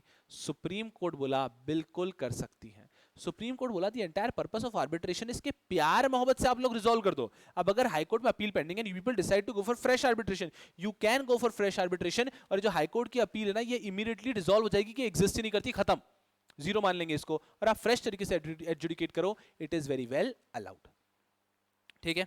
तो यहां पे क्या होता समझना, जो कि मैंने आपको बताया, आर्बिट्रल ट्रिब्यूनल ने एक अवार्ड पास किया, सिंगल जज ने उसको सेटिस्फाइड कर दिया, फिर इन लोगों ने अपील गई डिवीजन बेंच में और वो पेंडिंग है। During the pendency of the appeal, parties agreed to do a fresh adjudication of all the claims and counter claims. Fresh decide किया। The division bench through the impugned interim order directed कि appeal to be confined to findings with respect to claim and fresh adjudication at this stage cannot be allowed। कि हमने जो decide किया claim चल रहा है उसी पे डिस्कशन रखो, फ्रेश एडजुडिकेशन अलाउ मत करो। और इसलिए केस गया सुप्रीम कोर्ट के पास। सुप्रीम कोर्ट बोला नथिंग डूइंग, ऐसा कुछ नहीं है, आप फ्रेश एडजुडिकेशन कर सकते हैं। Fresh adjudication is allowed even if the appeal is pending. तो हमारे सामने लीगल इशू आया कि अगर कभी आर्बिट्रेशन अवार्ड को लेकर अपील चल रही है, पेंडिंग है, क्या हम फ्रेश आर्बिट्रेशन कर सकते हैं क्या? जी हां, आप कर सकते हैं। और इसी के साथ हमारा आज का शो समापन की ओर बढ़ता है। अभी समाप्त नहीं होगा, अभी आपके लिए एक बहुत प्यारी चीज करके जाऊंगा, जिसके लिए आप मुझे बहुत दुआएं दोगे बाद में। क्या है वो? ये जो 18 केसेस हमने पढ़ना है, लास्ट वाला भी जो केस पढ़ा, fresh adjudication for arbitration allowed even if the appeal is pending. अब हम क्या करेंगे बेटा जी, 18 केस हो गए, हमने कितने समय में 18 केस की, एक बार मैं देखता हूं, रुको। हमें लगा 1 hour 20 minutes, around 1 hour 20 minutes के अंदर हमने सारे केसेस किए ना। Understand, I will tell you very frankly ना, मैं अगर चाहता तो ये केसेस आपको 4 घंटे में भी पढ़ा सकता था, और मैं चाहता है केसेस आपको 15 मिनट में पढ़ा सकता था। But a blend has to be taken depending on the type of cases, depending on the type of cases. वहीं अगर इनमें से कुछ ऐसा केस होता है ना जिसके अंदर लीगल इश्यूज होते हैं बहुत तबियत के, तो हो सकता है लेक्चर 2-2.5 घंटे का हो जाता है। बट ये 18 बहुत ईजी केसेस हैं। I think you people are really sorted, you people are understanding कि हाँ 1 hour 20 minutes में केसेस सॉर्टेड तरीके से सारे हो चुके हैं। ना इससे कम में सेंस बनता है, ना इससे ज्यादा में सेंस बनता है। बट ये केसेस आपको समझ में आ गए, फेज 1 ऑफ पढ़ाई इज कंप्लीटेड। फेज 2 है कि भयंकर इसके दिमाग में पूरे रिवीजन बैठना चाहिए। So what are we going to do right now is, right now I am going to ensure that I revise all the 18 cases. और ये आप ध्यान रखें कि आपके वीडियो के आखिरी 10 मिनट में पूरा रिवीजन है, आखिरी 10 मिनट पूरा रिवीजन है। तो जब भी आप एग्जाम के दिन भी पढ़ रहे हैं, तो उस दिन क्या कर सकते हैं, अपना एक कुछ 3.5 आवर्स का मैराथन है, उसमें सारे केसेस के क्विक रिवीजन है, वो देख लिया, और ये 10 मिनट का देख लिया, आपके सारे केसेस एक बार तो रिवाइज हो गए ना। एंड thereafter आप अपनी प्लानिंग के हिसाब से पढ़ाई करो। बेटा जी आप बहुत बहुत आगे बढ़ो, मेरी तरफ से जो जो चीजें संभव होगी वो सब चीजें आपके लिए मैं लाता रहूंगा, ठीक है बेटा जी। तो यहां पे what we are going to do a nice quick revision of all the cases probably in less than a minute। चलो आते हैं यहां पे। We're talking about the latest cases. There are 18 cases we'll be discussing. The first case was with respect to Tata case का। टाटा के case के अंदर क्या हुआ कि टाटा और साइरस मिस्त्री के बीच में झगड़ा चल रहा था, उसके अंदर सुप्रीम कोर्ट ने बोल दिया that there is no violation of Tata, Tata ने कोई ऑपरेशन मिसमैनेजमेंट नहीं किया है, खत्म। सेकंड केस आया, सवाल ये था, लीगल इशू था कि क्या एक व्यक्ति जो 29A में एप्लीकेशन नहीं दे सकता, वो 230 की एप्लीकेशन दे सकता है? कोर्ट बोला नहीं दे सकता, जो 29A नहीं दे सकता वो 230 भी नहीं दे सकता। फिर हमने पढ़ा कि क्या selective reduction of capital allowed है? जी हां है, selective reduction of capital is very well allowed. फिर हमने पढ़ा कि क्या बिना रीजन दिए फॉरेंसिक ऑडिट ऑर्डर की जा सकती है क्या? जी नहीं, बिना रीजन दिए फॉरेंसिक ऑडिट ऑर्डर नहीं की जा सकती। फिर ये हुए कंपनी लॉ केसेस, फिर आए सिक्योरिटी लॉ के। सिक्योरिटी लॉ के पहले 2 cases simple time pass cases थे कि एनएससी ने कुछ गलती की थी, एनएससी को फोड़ा 1 करोड़ से, और उसके सीईओ एमडी को फोड़ा 25-25 लाख से, कि एनएससी में डिफॉल्ट हो रहा है और आप लोगों ने कुछ नहीं किया। नेक्स्ट हमने देखा कि एक एंटिटी थी, उसने क्या किया, टेक ओवर कोड का वायलेशन किया, उन्होंने डिस्क्लोजर ही नहीं दिए, 5% की ज्यादा भी, उनको फोड़ा और उनके ऊपर भी पेनल्टी इंपोज की गई। फिर एक काम का केस आया कि कुछ लोगों के ऊपर पेनल्टी इंपोज कर दी सेबी ने, वो गए सैट के पास, सैट ने कहा कि इन लोगों ने सिर्फ व्हाट्सएप मैसेजेस जो आए थे वो फॉरवर्ड किए थे। कुछ कंपनी के फाइनेंशियल इंफॉर्मेशन के व्हाट्सएप मैसेजेस इनके पास आए थे और इन्होंने मियरली फॉरवर्ड किए थे। इस केस में हम ऐसा नहीं कह सकते कि इन्होंने वायलेशन किया है, कोई भी इनसाइडर ट्रेडिंग का कोई वायलेशन नहीं है। ये अनपब्लिश्ड प्राइस सेंसिटिव इंफॉर्मेशन इन्होंने फॉरवर्ड नहीं की थी, एक रैंडम व्हाट्सएप फॉरवर्ड इन्होंने फॉरवर्ड किया था। It was just a coincidence कि कुछ मैसेजेस के फाइनेंशियल्स एक्चुअल से मैच हो गए, तो ये वायलेशन में नहीं है। नेक्स्ट हमारे इकोनॉमिक लॉ का केस कि एक व्यक्ति ने गुड्स इंपोर्ट तो किया, रिलीज नहीं किया, इंपोर्ट तो क्या रिलीज नहीं किया, इंपोर्ट तो क्या रिलीज नहीं किया, वायलेशन है, पेनल्टी तो लगेगी। फिर आते हैं इंसॉल्वेंसी लॉ के 4 केसेस पे, बहुत केयरफुली समझना। पहला केस, एक व्यक्ति जिसने लोन दिया है, भले ही उस लोन में इंटरेस्ट कंपोनेंट नहीं है, फिर भी ये व्यक्ति फाइनेंशियल क्रेडिटर है, ये सीआरपी के लिए एप्लीकेशन दे सकता है एनसीएलटी के पास। नेक्स्ट, एक रेजोल्यूशन प्लान को आंसर एक्सेप्ट करना है कि नहीं करना है, ये सीओसी का डिसीजन है। It is the business decision of COC, court will not interfere. Court interfere नहीं करता है जब तक उसके अंदर कोई प्रोसीजरल फ्लॉ, मिस्टेक ना हो या फिर किसी क्रेडिटर के साथ गलत ना हुआ हो, कोर्ट इंटरफेयर नहीं करेगा। सीओसी का काम है कि उन्हें रेजोल्यूशन प्लान सोच समझ के एक्सेप्ट करना है। Court will never go into merits of the resolution plan. Next, क्या हाई कोर्ट किसी एक ऐसी कंपनी जिसके अगेंस्ट सीआईआरपी चल रहा है उसके अकाउंट्स को अनफ्रीज कर सकता है क्या? अनफ्रीज कर सकता है क्या? जी नहीं, नहीं कर सकता। एक एंटिटी जिसके अगेंस्ट, एक कंपनी जिसके अगेंस्ट सीआईआरपी चल रहा है, कोर्ट, हाई कोर्ट उनके अकाउंट्स को अनफ्रीज नहीं कर सकता अंडर 482 ऑफ सीआरपीसी। फिर लास्ट केस आया कि भैया जी एक व्यक्ति है, उसने एनसीएलटी को एप्लीकेशन दिया, रजिस्ट्रार ने उसकी एप्लीकेशन रिजेक्ट कर दिया, जाओ रे। उसने बोला नहीं नहीं नहीं नहीं, अरे एनसीएलटी को तो दो। रजिस्ट्रार बोला अरे एनसीएलटी एक्सेप्ट नहीं करेगा, अब जाओ। तो यहां पे एक केस गया बहुत आगे तक और यहां पे हेल्प किया गया that registrar has no authority to reject a case, the case has to be placed before NCLT. NCLT might rejected, लेकिन रजिस्ट्रार उसको रिजेक्ट नहीं करेगा। ना सुनेंगे तो उनसे सुनेंगे, थप्पड़ खाएंगे तो उनसे खाएंगे, आपसे नहीं खाएंगे। नेक्स्ट आते हैं कॉम्पिटिशन लॉ के केस, एकदम लड्डू केसेस। पहला केस है मेरू वर्सेस उबर। मेरू बोला कि Uber is abusing its dominant position, CCI said कि उबर डोमिनेंट पोजीशन में ही नहीं है, अब्यूज की बात कहां से आती है? Next is Kshitij Arya versus Google. यहां पर है कि गूगल की डोमिनेंट पोजीशन में मिसयूज कर रहे हैं, सीसीआई बोला गूगल डोमिनेंट पोजीशन में तो है और शायद मिसयूज भी कर रहा है, तो इन्वेस्टिगेशन वाज ऑर्डर्ड। फिर आया सीबी डायरेक्टर का कि क्या हुआ, इसके अंदर दो लोगों ने बिड्स दिए, आइडेंटिकल बिड्स दिए, तो यहां पे कंपनी बोली bid rigging, bid rigging, bid rigging. CCI बोला भैया जी merely identical bids does not amount to bid rigging, there has to be some additional evidences. फिर आए हम लोग वही Amateur Baseball federation of India के केस के अंदर, यहां पे भी कोर्ट ने बोला, सीसीआई ने बोला that they have dominant position. ध्यान रखना है इन 18 केसेस में दो केसेस सीसीआई के जिसके अंदर डोमिनेंट पोजीशन बोली गई है, बहुत बड़ी बात है। They have dominant position and there might be some abuse and hence investigation was ordered. फिर लास्ट केस आया कि एक व्यक्ति बोला कि यार ये उबर ओला बहुत गलत कर रहे हैं, हमें नेगोशिएट नहीं करने दे रहे, हमें बिल्कुल मजा नहीं आ रहा है, they are abusing their dominant position. तो कोर्ट बोला नहीं, ये आपका एक प्राइस एल्गोरिथम से प्राइस डिसाइड होता है, आपके पास में नेगोशिएट करने की पावर नहीं है। There is no violation of CCI, they are not abusing their any position, they do not have a dominant position as well. और लास्ट केस आया हमारा of interpretation of law, arbitration को लेके कि दो एंटिटीज के बीच में आर्बिट्रेशन हो गया, आर्बिट्रेशन डिस्प्यूट में गया, अपील चल रही है, हाई कोर्ट के पास अपील पेंडिंग है, इस बीच दोनों पार्टी से डिसाइड किया फ्रेश आर्बिट्रेशन करते हैं। ऐसा कर सकते हैं क्या? सुप्रीम कोर्ट बोला कर सकते हो। During the pendency of an appeal with respect to the arbitral award, the parties can decide to freshly start the arbitration proceeding. They can think, they can plan कि फ्रेश तरीके से करके resolve करते हैं। So that will be all from my side. I hope you thoroughly enjoyed the session. I think 2-3 minute तो लग गए मुझको, बट आई थिंक आपके एंड के 5 मिनट्स में पूरा का पूरा एडिशनल केस मस्ती से रिवाइज हो जाएगा। बेटा जी खूब पढ़ो, खूब आगे बढ़ो और एग्जाम फोड़ के आओ। I'll see you people very soon. Bye bye. Thank you so much for your patience people. Bye bye. खूब पढ़ो, खूब आगे बढ़ो।